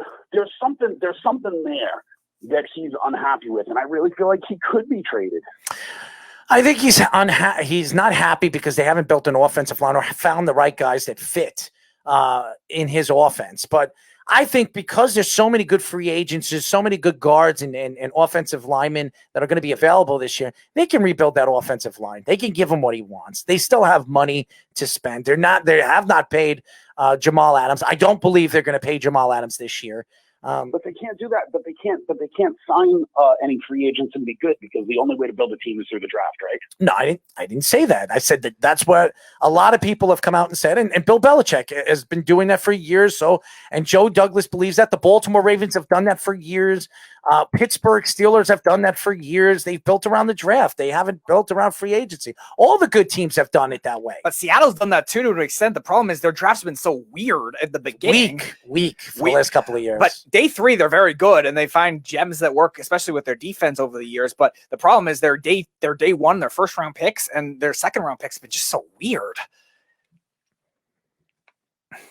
You alive there? Yeah, no, I'm sorry. I was taking a drink there. I was just thinking about how dumb Anthony LaRocca is. Well, listen. I mean, Anthony has his own opinions.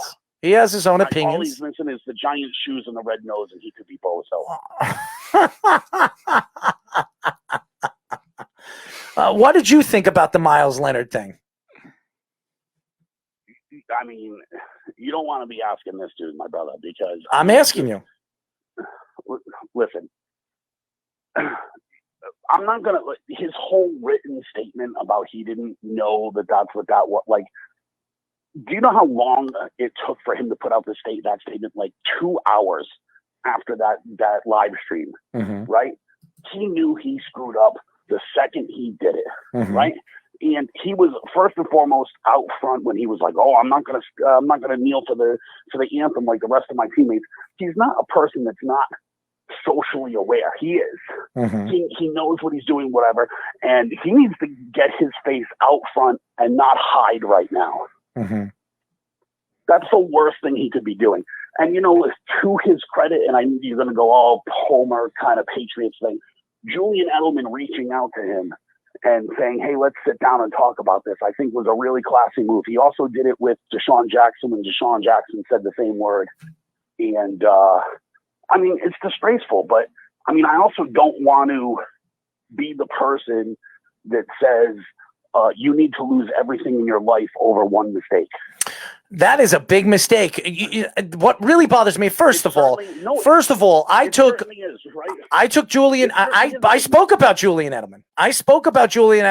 I give Julian Edelman a lot of credit because he's the only athlete that has come out and spoken up. You don't see LeBron James coming out. You don't see Kevin Durant. You see nobody but Julian Edelman coming out. And that bothers me, Jeff, because when the whole Black Lives Matter, the whole Colin Kaepernick thing came out, every single athlete came out and protected Colin Kaepernick. Now all of a sudden, Myers Leonard said something to the public eye. Nobody says anything. Nobody stands up for the Jews or the Jewish religion. But hold on. I think that you're making the mistake of conflating two issues here. Okay, one was clearly out-of-pocket derogatory statement that Myers Leonard made, right?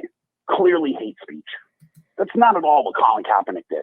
They're not even close to in the same realm of the same thing. It's not hate speech to kneel for the national anthem. It's not. So lumping those two things in together is conflating two completely separate issues. I'm not even talking about the kneeling. I'm talking about the Black Lives Matter with all the police hurting and murdering African Americans. It was all about standing up for their culture and everything like that. And now all of a sudden, Jeremy Lin gets attacked by fans saying the derogatory things that they said about him. And then all of a sudden, this comes out and Miles Leonard says something racist or anti-Semitic, and nobody speaks out. Nobody said anything about Jeremy Lin. Nobody spoke out. No athlete came out and said anything about the Jeremy Lin thing. It was just quiet, and nobody even said anything. And now the whole Miles Leonard, the same thing happened with Deshaun Jackson with everything that was going on. Deshaun Jackson said something. You didn't hear anything from LeBron James. You didn't hear anything from anybody. All you heard was Julian Edelman. He was the only athlete that spoke up for what Deshaun Jackson said. And he's the only one that speaks up for Miles Leonard. To me, that bothers me because all these athletes, they use the platform. They stand out for the platform and they say, well, I'm doing what's right for my culture, this, and that. Even if it's not your culture, you should be standing up because we're all together as one. We're all one nation. We should not be taking shots at anybody, no matter what you are. Jewish, Puerto Rican, Haitian, African American, it doesn't matter. Well, that's the thing. I think, just in general, everyone across the board, white people, black people, Jewish people, whatever kind of people you want to name, I think everyone just needs to start being just a little better people. Start treating people with a little more kindness. I think that would go a long ways. And listen, Myers Leonard should be the person on Oprah out front giving an interview and have his face on TV and not hiding behind just some generic statement that he probably didn't even write himself. I agree. And I think Pat Riley should fire him. I really do. The fact that he is not coming out and not speaking up and saying the things that he should be saying, he should be fired. He should not be. Look at what happened to Colin Kaepernick. Look what happened to that guy. His career was ruined because he was kneeling for what he thought was the right thing to do. And then the NFL realized that they were wrong for what they did. They paid him out, and it still screwed his career. It still hurt his career. And then you heard LeBron James speaking up for Colin Kaepernick. You hear Kevin Durant speaking up. You hear all the NFL players speaking up for him. And then all of a sudden, this happens. You heard the same thing. The only person that's speaking out from this is Julian Edelman. And Julian Edelman did the right thing. He reached out to him and spoke to him and said that he wants to sit down and talk to him. There was nobody that was taking shots at what he said. And to me, it's disgraceful. And I'm saying it. It's disgraceful. He should have not said what he said. And you want to know something? He's going to get away with it. He may, and that would not be terrific. But do you think that people should be able to, and listen, what he did was abhorrent. I'm not trying to, absolve what he did whatsoever because I'm in agreement with you. But I don't think anyone's life should be ruined over one mistake. Like, if he makes it a habit and keeps going, agreed, bury him, right? But I don't think one mistake should define anyone's life. It's very interesting. I'm thrown off with it. It's definitely something that really annoyed me when I heard it. I didn't even want to hear the replay of what he said because it just upsets me so much that this man is really going to get away with this. He's going to get away with it, and no professional athlete has spoken up from any of it except Julian Edelman. And that's disgraceful. It's disgraceful. It really is. No one, the bottom line is no one should slander anybody else. No. Like that ever. The only person that really deserves it is the bee. But anyone else that gets slander is, maybe Anthony LaRocca. But, beyond those two people, even, you shouldn't, we should all be trying to eliminate those words from our vocabulary, period. Yeah, look, Carl says Donald Sterling got banished from the NBA. He got banished from the NBA because he said a racial slur. Okay? He said one person said something, he was banished. He was banished from the NBA, had to sell his team. All of a sudden you say something anti-Semitic and nobody gets in trouble for it? Again, that's completely different. You're conflating two issues. Donald Sterling had a repeated history of saying that. And his rant and those tapes, he didn't say it one time and he was done. He said it multiple times, and the way he spoke about African Americans was in a way that was disrespecting them, right? Like even beyond that one word, right? So it's completely different than using that word one time, because that's not what I understand that you're saying it's completely different, but why isn't there any NBA speaking out against what he said? Okay. Why isn't there any NFL players Why aren't there any MLB players speaking out? Everybody spoke out when everything was going on with the Black Lives Matter situation, but nobody's speaking out on this. Nobody spoke out for Jeremy Lin, speaking out and sticking up for Jeremy Lin after what happened. Why is that? What is going on with this world? Why is it culture after culture? Why can't we all just get along and be one, as one? I don't understand it. And then when this happens, nobody says anything. Who cares? You have Adam Silver. He's a Jewish man. He has not even done anything. Nothing against this. Nothing. If I was Adam Silver, I would be pissed off. Okay? That one of my guys that I'm the commissioner of is talking and saying derogatory things about my religion. My religion. The same guy that makes sure that you get paid $10 million a year because he's the commissioner of the league. And that's fair? That's nice? Come on, Jeff. That's disgraceful. No, I'm in agreement. It's disgraceful. I'm in agreement. It's disgraceful. I'm in agreement with you that there should be a punishment, a fine, a suspension. Maybe he, gets cut from the team. All I'm saying is I'm fine with whatever punishment there is. I just don't think that if he keeps making repeated mistakes, that's another thing, right? Like Donald. But he believes it, Jeff. And when you come out and say that, you believe it. Okay, that's the facts. It doesn't matter if he says it once or he says it twice. When you say it, you mean it. And to me, it's like when you say a racist term. If you come out I would never go on live radio and take any shots at any culture because I know what it would cause. Okay, I know what it would start, and I don't believe in that. I don't believe in any of those things. I believe that we're all the same. We're all the same person. We were all made the same way. It's true, except Speedy. Yeah, exactly. But we're all born. And when you have social media and you have Twitch and you have all these ways that you can say the things that you say, he meant every word he said. Okay, so you can't forgive somebody for saying that. You can't. Well, do you think Deshaun Jackson should play football? No, I don't. I said that when I heard that. The fact that Julian Edelman reached out to him and said it, he was the only one. It's disgusting. This is disgusting. I don't agree with anything the leagues are doing right now. I don't agree. I'm so surprised that LeBron James. Are you going to stop watching like the Bees did? No, not at all. I'm going to stop. I'm going to attack Miles Leonard on his social media.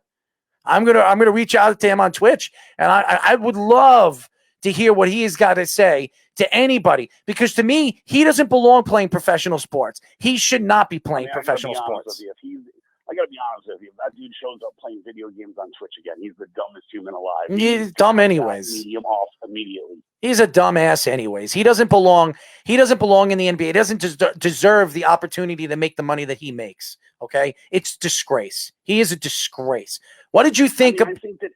I think that everybody should have just at least the opportunity for redemption. That's all I would say about that. Like, Carl, yes, he made a mistake. Yes, it's abhorrent. But I think that he deserves an opportunity at redemption. Carl says just because it isn't on social media doesn't mean nothing is happening, Errol. Yes, it does. Yeah, I'll tell you why. Because if these players are actually speaking up, all you would see is posts on social media. I have not seen, Carl, I'm not a social media guru. Anybody will tell you that. I have almost 1,800 people follow me on Twitter, and I don't even go on Twitter that much, okay? And when I do post something, it's amazing, okay? But I will say this. When I do skim on social media with LeBron James, Kevin Durant, Kyrie Irving, Steph Curry, or even some of these NBA players like Ray Lewis, and I skim through what they are saying on social media, and I have not heard one thing, not one thing from these superstar players, the faces of professional sports, and they have not said one thing. Even Mike Trout, and I respect Mike Trout, he said something about the whole Black Lives Matter, okay? He said something on his social media. I haven't heard anything from Mike Trout, okay? That bothers me.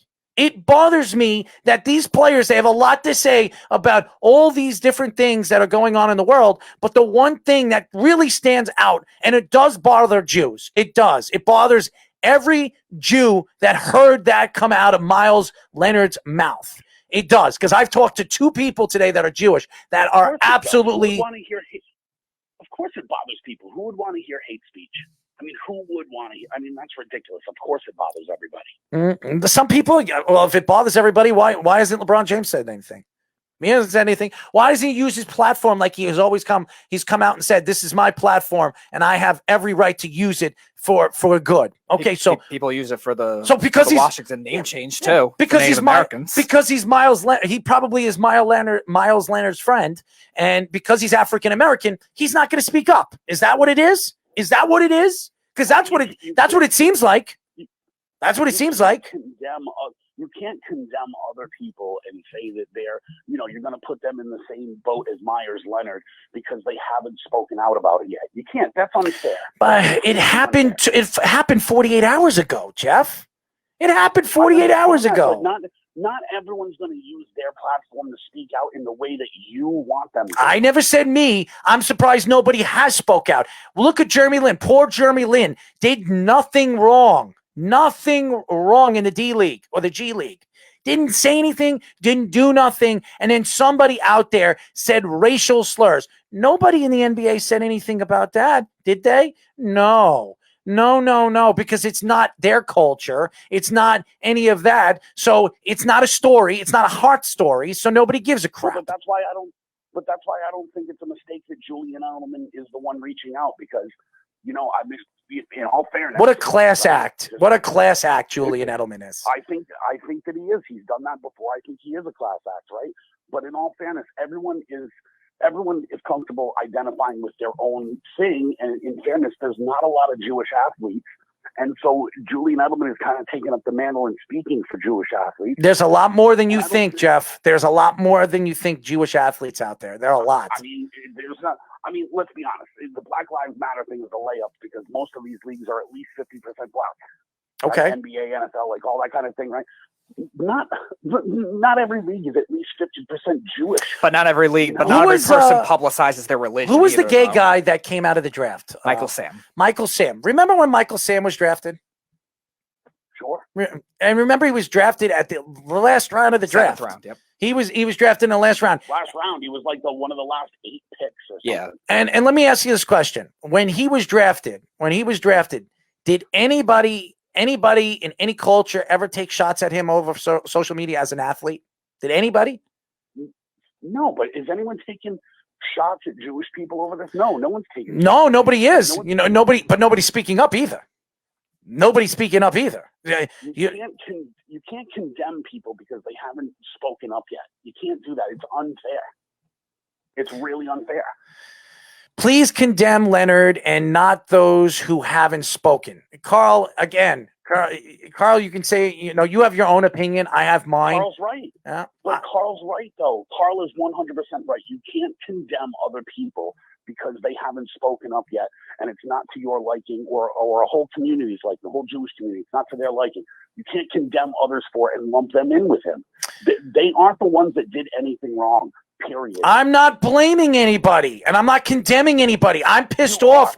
I'm pissed off. I'm not condemning anybody. I'm saying that these athletes, they have a lot to say about everything that's going on in the world. Kyrie Irving thinks the world is flat. Steph Curry thinks that nobody has stepped on the moon. But when something happens with Jeremy Lin, their peer, or Miles Leonard comes out and takes a racial attack to Judaism, and nobody says anything. Those are the people that you want coming to this guy's defense, a flat earther. I'm just disgusted with the whole thing. I want to get off topic because I'm just tired of it. Zach Britton, what were your thoughts about Zach Britton? He's going to miss 3 months. Chipped elbow, I think it is. Left elbow. He's going to miss 3 to 4 months. It's typical for the Yankees. Yeah, we need to. This is what we really need to start talking about, right? Because I know that you're going to go, oh, it's not a big deal, and you're completely wrong. I never said that. There's something going on there. There's something going on there with the incompetence of that Yankees medical staff, because for a long time they had misdiagnosed Pena, and they could never get Aaron Judge healthy, and now this guy's got an injury, and that guy. The medical staff of the Yankees, they need to be replaced. Well, they have. They replaced them. What was it? A year ago? 2 years ago? 1 year. Yeah, they replaced them. Time for a whole nother turnover. Well, you can't blame the Yankees and the medical staff for him having a chipped elbow. I don't know the whole thing behind it, and being that he's going to be out for 3 months, that's a significant amount of time. But the Yankees added some good, arms to that bullpen, and they'll probably add one or two more. For Yankee fans. I'm sorry. Yeah, my heart's broken for Yankee fans. I'm sure it is, but I think the Yankees are still in very good shape. I'm just very surprised when you hear this. You heard, obviously, a couple of weeks ago with the whole Aaron Boone with the pacemaker, and then you hear this with Zach Britton. Yes, it definitely worries you as a Yankee fan, knowing that spring training is not even over yet, and they're losing a big piece in their bullpen. Probably one of their biggest pieces in their bullpen. Versatile and dominant. That's Yes. a big, good combination to have. I mean, losing a player of that magnitude definitely affects the Yankees moving forward. But the Yankees do have some players in their farm system that people have been talking about that maybe weren't ready to come up this year, but maybe you're going to have to give a chance to. And there's still good arms that are available in free agency. So, question for Carl. Carl says he served up another bomb to the Cubs back in 2016. He blew it for the Dodgers. He never played for the Dodgers. He was on the Orioles that year, and he was a Cy Young candidate. It's interesting. I'm very surprised. Now, spring training, has anything stuck out to you so far? How about the Mets practicing winning the World Series today? Did you hear about that? I mean, what a joke, bro. What a joke. What an absolute joke. That clown show thinks that they're going to the World Series, so they're practicing. What a joke. What an absolute just joke of a franchise with Daddy Warbucks as their owner now. Daddy Warbucks. I never heard that before, Daddy Warbucks. Why do you call him Daddy Warbucks? I want to hear that. That's the rich character from that book, my man. Oh, Daddy Warbucks. That's good. That's a good one. Very interesting. I'm surprised. I'm reading this story and listening. They were doing defensive drills, and right after the defensive drills, they were, first of all, it is not even, the season hasn't even started. You don't even know if you're going to make the playoffs. Okay. Yes, they're talented. They should be practicing carrying stretchers for when their first guy gets injured. Every year the Mets. Oh man. It's crazy. Speedy knows that's the truth. Well, he's a Met fan, and when he heard this, he wasn't very happy. I don't know. I'm not a fan of premature celebrations or statements either. So the only ones that have worked, like I said earlier, were Emmanuel Sanders saying it for the Broncos and Alshon Jeffrey, even before he was traded to the Eagles, say, I'm going to be on a Super Bowl winning team next year, which he was with the Eagles. And he played well in that game. But beyond that, it hasn't worked at all, especially for these high expectation teams. And it worries me with the Mets because I think them and the Padres are kind of considered that quote unquote off-season darling type team that a lot of times those teams end up dropping off, and it does worry me a little bit in that sense. I mean, the Mets are going nowhere ever. Like when your best fan is the Bees, he doesn't like anything good. Well, I will say this. Carl says Speedy is a big fan of premature other things. Well, I would agree with that, Carl. That's for sure.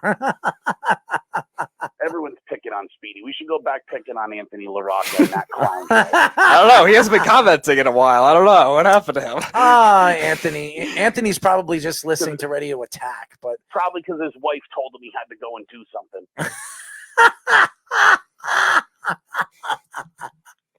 That's pretty good. So, what are you? What a woman she is for doing the charity work of marrying that clown show. Oh man. Really, Carl? I give you a piece of information now. You make fun of me with butt jokes again. He says premature stick up his butt. Oh, here's Anthony. Oh, he's back.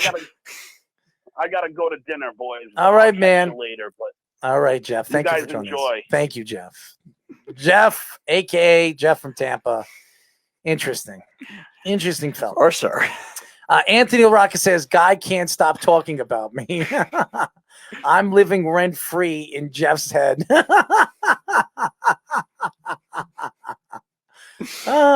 Tell him I'll send him hockey for dummies in the mail. Oh man, we got 13 minutes left. By the way, I want to give a shout out to the birthday boy, Mark Kelly. Okay. Mark Kelly, and I didn't get a chance to call him. I'm going to call him right after the show.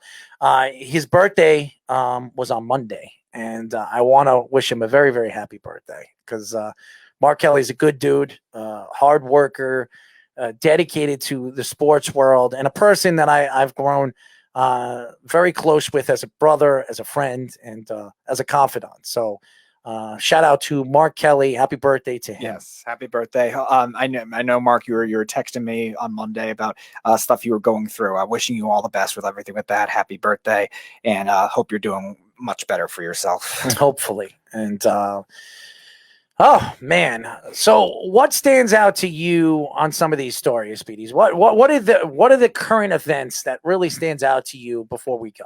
Well, definitely with the franchise tags. We didn't really get into them in full. I wanted to go through them. Go into a little of that. Some of the surprising ones that did not get franchise tagged. Aaron Jones was one of them for Green Bay. We've been debating that in the past. I know you said they shouldn't pay him, but I'm surprised that they at least didn't try. Kenny Golladay, another one we thought would both be for Detroit because they really need a lot of receiving help at this point. Well, we knew he was going to go to free agency. Yeah. But again, the Lions, they need so much as it is. Why create more holes for yourself? You're already cash strapped as it is. I mean, just try something at that point. That was definitely one of them. That would be a good fit for the Jets, Kenny Golladay. Yeah, he would. And the only thing that concerns me with Golladay, two things. One, he's been injury prone in his career. Two, he's really streaky game to game when you look at his season. Even though his season totals have been good for the most part, a lot of it comes in 4 or 5 games. But as a complimentary type guy to go along with Mims, that could definitely be a good option. And a guy that'll take number 1 coverage so Mims doesn't have to if they don't get another receiver. That's definitely one. You look at some of the other ones. 2 safeties, Broncos, Justin Simmons, and Marcus Williams for the Saints. I think 2 that had to get done. And we were talking about earlier with the Giants, Leonard Williams. Will they get a long-term deal with them is another question. I think they will, but if they don't, I mean, they're stuck with him getting top 5 defensive tackle money. And we weren't surprised that Juju is not getting franchised. No. He's a free agent. He's another guy that if the Jets decide to keep Sam Darnold, he would be a perfect fit for the Jets. Yeah, the Steelers have a history of getting rid of their receivers after their rookie deals, and it seems like they replenish them well. They really don't, except for when Antonio Brown was a really young player peaking at 2012, 2013, that was really the only stretch they had no receiving depth after that. Then they really find him well, whether it's a short-term type thing or a long-term type thing. They find him well after that, so that didn't surprise me. I just don't know if Juju's going to get number 1 receiver money like he wants to because he didn't have a great season without Antonio Brown. Well, he's not going to get it from the Jets, that's for sure. No, I don't think he would get it from the Jets either. And again, there's a lot of teams that I don't know if they necessarily have receivers as their biggest need, even quote unquote bad teams. We talked about Jacksonville earlier having the most money. Is a receiver really their biggest need? They got Chark, who's nice. They drafted Laviska Shenault. They've had the other young players who played well for them. Are they going to get money from there? Maybe the Patriots, but I don't know if the Patriots are going to go after that kind of guy who had dances all over the field and stuff like that, like he does. I can't see that kind of thing happening. So I don't know where that kind of contract is going to come. Maybe the Raiders, maybe they're looking for something flashy like that, but they need a lot on defense where I don't know if they can afford to do that either. And by the way, Brown going to the Patriots, I mean, that's very intriguing, very interesting. And the Patriots are going to do that. They're going to build around the offensive line. They're going to build around the trenches. If old-time football is always known to do that, and Joe Douglas believes in it. The Baltimore Ravens, the Patriots, the Pittsburgh Steelers, all the old-time teams believe in. Even the New York Giants over the years, they believed in defensive line and offensive line, and that's what usually builds championship competitive teams. The Patriots are very well known to do that, and I think it was a very good move for the New England Patriots. Very surprised Oakland decided to part ways with Trent Brown. They don't need him because they have our offensive line strong as it is, and they need money for other things. That defense is really bad. Their receivers are nothing special. Outside of, they got Jacobs and Waller who are great, but outside of that, they don't really have much with the skill players. And again, what they need to do with their young players on the offensive line is just trust them to do what they need to do, and then they can spend money the rest of the way because they haven't drafted well in recent drafts. I hated their draft last year especially, and they need so much on defense because a lot of those young pass rushers haven't come through. So they need that money in other places, and that contract, even at the time, for one great year with the Patriots was horrific. Oh, yes. Anthony LaRocca says, what do you think? What do you guys think of the NHL's new 7-year TV deal with ESPN. Wow. I will say this. I always wanted to see ESPN and hockey put back together. I mean, everybody remembers ESPN Hockey Night when we were kids. I remember growing up, and I loved it. And hockey wasn't enough on TV. The only time you can get a chance to watch hockey as a kid was either on MSG with the Rangers or SNY with the Islanders or something of that magnitude. There was never hockey packages. You couldn't watch some of the great hockey plays. You couldn't watch Wayne Gretzky play in LA unless they were playing on ESPN Hockey Night. That was the only time you got a chance to see hockey, in all different areas of the country. So hockey was really, when it came to TV deals, it was really built around ESPN. And ESPN really took hockey to that next level with Bill Pito and Barry Melrose, if you remember, when it had hockey nights and all that other stuff. So I think this is a great deal for the NHL and a very good deal for ESPN, which ESPN, as far as numbers are concerned, has not been good, Speedy. Yeah, it's a variety. They're trying to expand their variety for sure. We're seeing ESPN, because they've been, I guess, struggling with keeping like their main journalists there, their main broadcasters there. They've compensated for a lot of live games. Obviously their NBA is still strong, but beyond that, they've kind of fallen apart in other areas. College basketball, college football, they've done well with as well. But again, giving them that other sport definitely gives them a boost, because right now they're limited to only ESPN Plus games, which a lot of people can't afford to get. It's kind of like a premium package for a lot of these people, and that'll definitely help get more viewers and just another bigger network, because really NBC Sports is the only thing that's been carrying on a national level the NHL, at least in America. Obviously in Canada it's a lot bigger, but it gives them another national network like other sports have. NFL has obviously every main network imaginable. MLB's got ESPN. They have their local networks. They got MLB Network, and the NBA is TNT and TBS and all those, and with ESPN, which is very popular, right? Which is insanely popular. Yeah. So the NHL needs that kind of thing to make it work, just to have another dual network rather than just being stuck with the same. Not that the guys are bad with NBC Sports, a lot of them, but just only one network covering it makes it hard. So this will definitely help in terms of getting another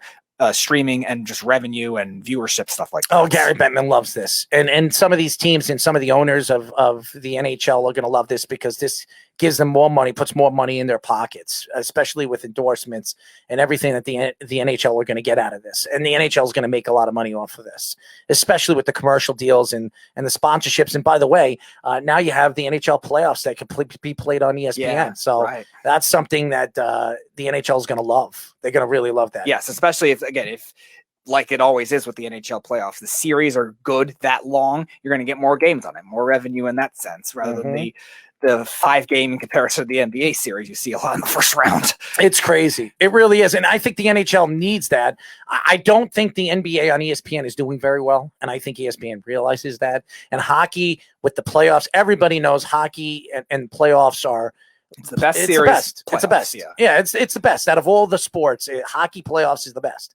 So being that, and I don't know what kind of deal the ESPN is going to have on that, because I don't know if the NBC still controls the games on NBC. Maybe the contracts are going to be different now after the first year or after the second year, where ESPN can actually play some of the games. We used to watch some of the games on USA. Last year, I think they had a couple playoff games. I think they were like kind of the 4th or 5th tier channel for the playoff games, because NBC Sports had some of it, and it was like CNBC and MSNBC had some and stuff like that. But yeah, they had a couple of the first round games. It's so interesting. It really is. And I'll tell you this, with March Madness right around the corner, everything happening in sports right now, I think the NHL really needs to solidify who they are as an organization. I think Gary Bettman, as much as I don't like the man, I don't like him as a commissioner.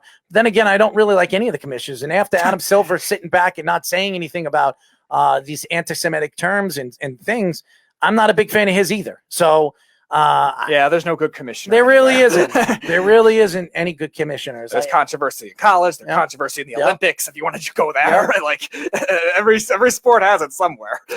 Anthony says ESPN, ABC are going to have the rights to 4 of the next 7 finals, which is interesting. Wow. Okay. That's pretty big right away. Yes, especially for the ESPN. And I think that helps, a lot of the hockey fans, because a lot of hockey fans remember ESPN and Hockey Night. I did, and I used to love it.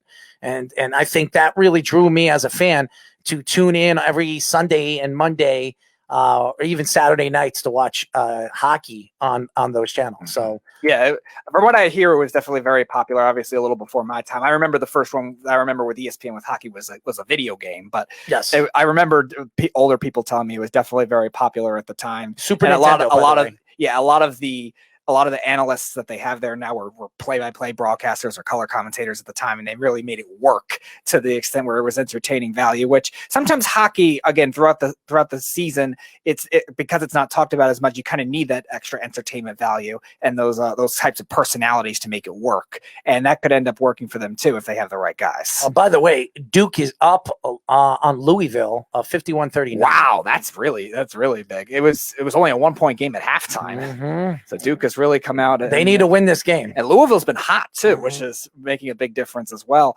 They had one bad dud at the end of the season against Notre Dame, but beyond that, they were coming in on a 7-game win streak, and they've gotten themselves into the tournament picture too. But this is not going to look good for them. It's going to look really good for Duke, though. If they win this game, maybe they sneak into the.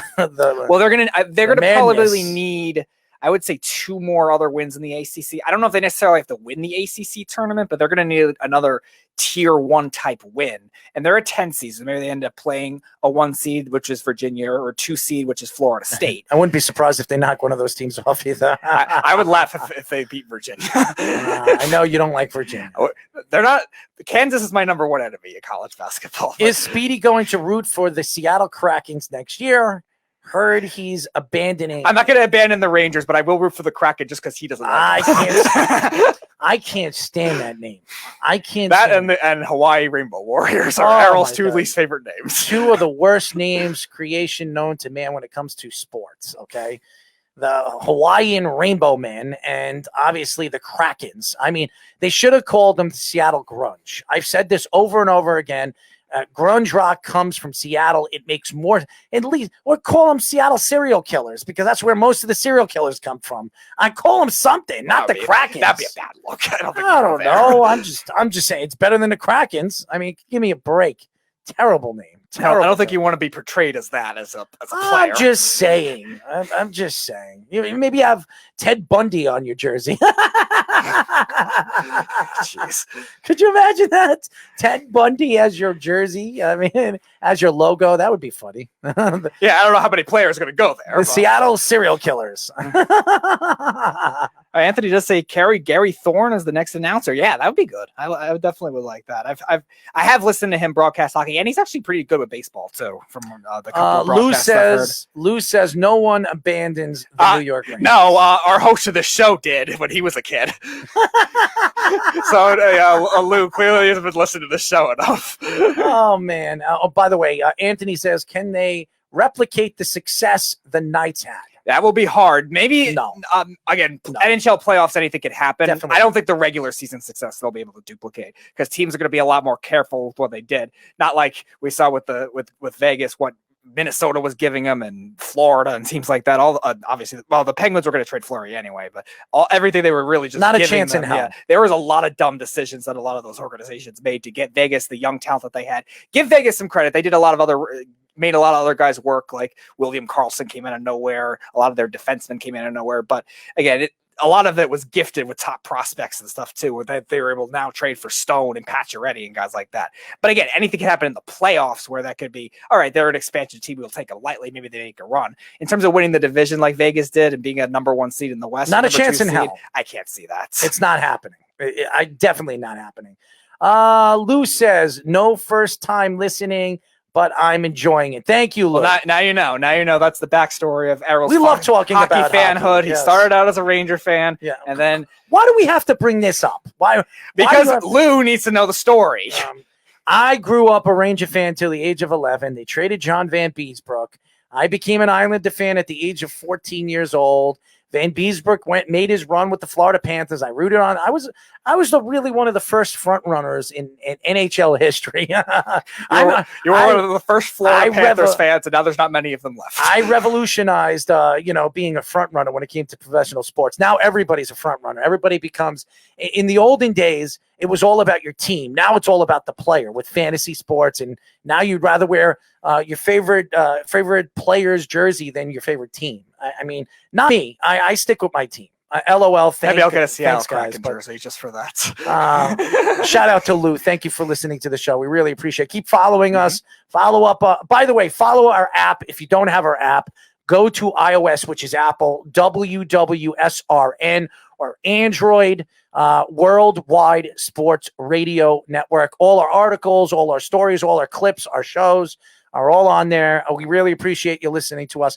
Well, Speedy, that is it, man. I actually have some. Who do we got? I have to talk to. I have some kids that I have to talk to. You got some kids to talk about. Talk to. Yes, talk about. What do you think? I'm a crazy lunatic or something? Talk about.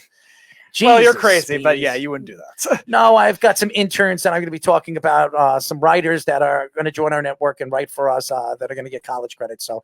That's it for our show, ladies and gentlemen. We have any shows tonight? Not tonight. Tomorrow we got Ryan Hickey in the morning from 9 to 11 a.m. We got the B Show from 5 to 6 p.m. Eastern Time, and Chaz and Sports Betting Weekly 8 to 9 p.m. Eastern Time, 5 to 6 p.m. their time. Well, that's a good lineup, guys. So if you like betting and you want to make some money, some of the best handicap guys on that show. If you guys like to bet on sports, it's definitely something that you have to check out.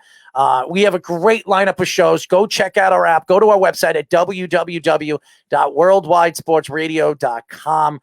We appreciate all the fans that tune in to us every single day. Keep listening to us. There's a lot of big things happening, especially on the big FM dials. And listen to our show on the FM dial on the LI News Radio Network. You can go to iHeartRadio if you're not here in Long Island in a 60-mile radius, but you can hear our show on 103.9. So, by the way, best of luck on Friday with your surgery. Thank you. Yes, I'm getting my neck surgery on Friday, my disc replacement. Definitely scary, guys, as an athlete and all the things and the trials and tribulations that I've been going through over the last couple of months. And it's definitely scary having somebody, practically slice your throat and put a new disc in that you've had practically your whole life. Well, your whole life, 38 years. It's scary, but hopefully it's speedy recovery. And I'm going to be here. I'm going to be here next week, even with the surgery. I will be doing the show no matter what. So I'm going to be here entertaining you guys, and even on 103.9 on Saturday. So it's crazy, but I will be doing it. That's it, guys. We will be back. LI News Radio, the 103.9 show, the Weekend Crunch. We will be back on Saturday at 7 p.m. Check us out. Or you can listen to us on Monday and Wednesday. Down to the Wire on Monday at 6 p.m. and Below the Mic at 6 p.m. on Wednesday. Until then, this is Errol Marks and Mr. Tidy Whitey Man himself, Speedy Petey, saying good night. And we'll talk to you then. Good night, everybody. It's the Worldwide Sports Radio Network.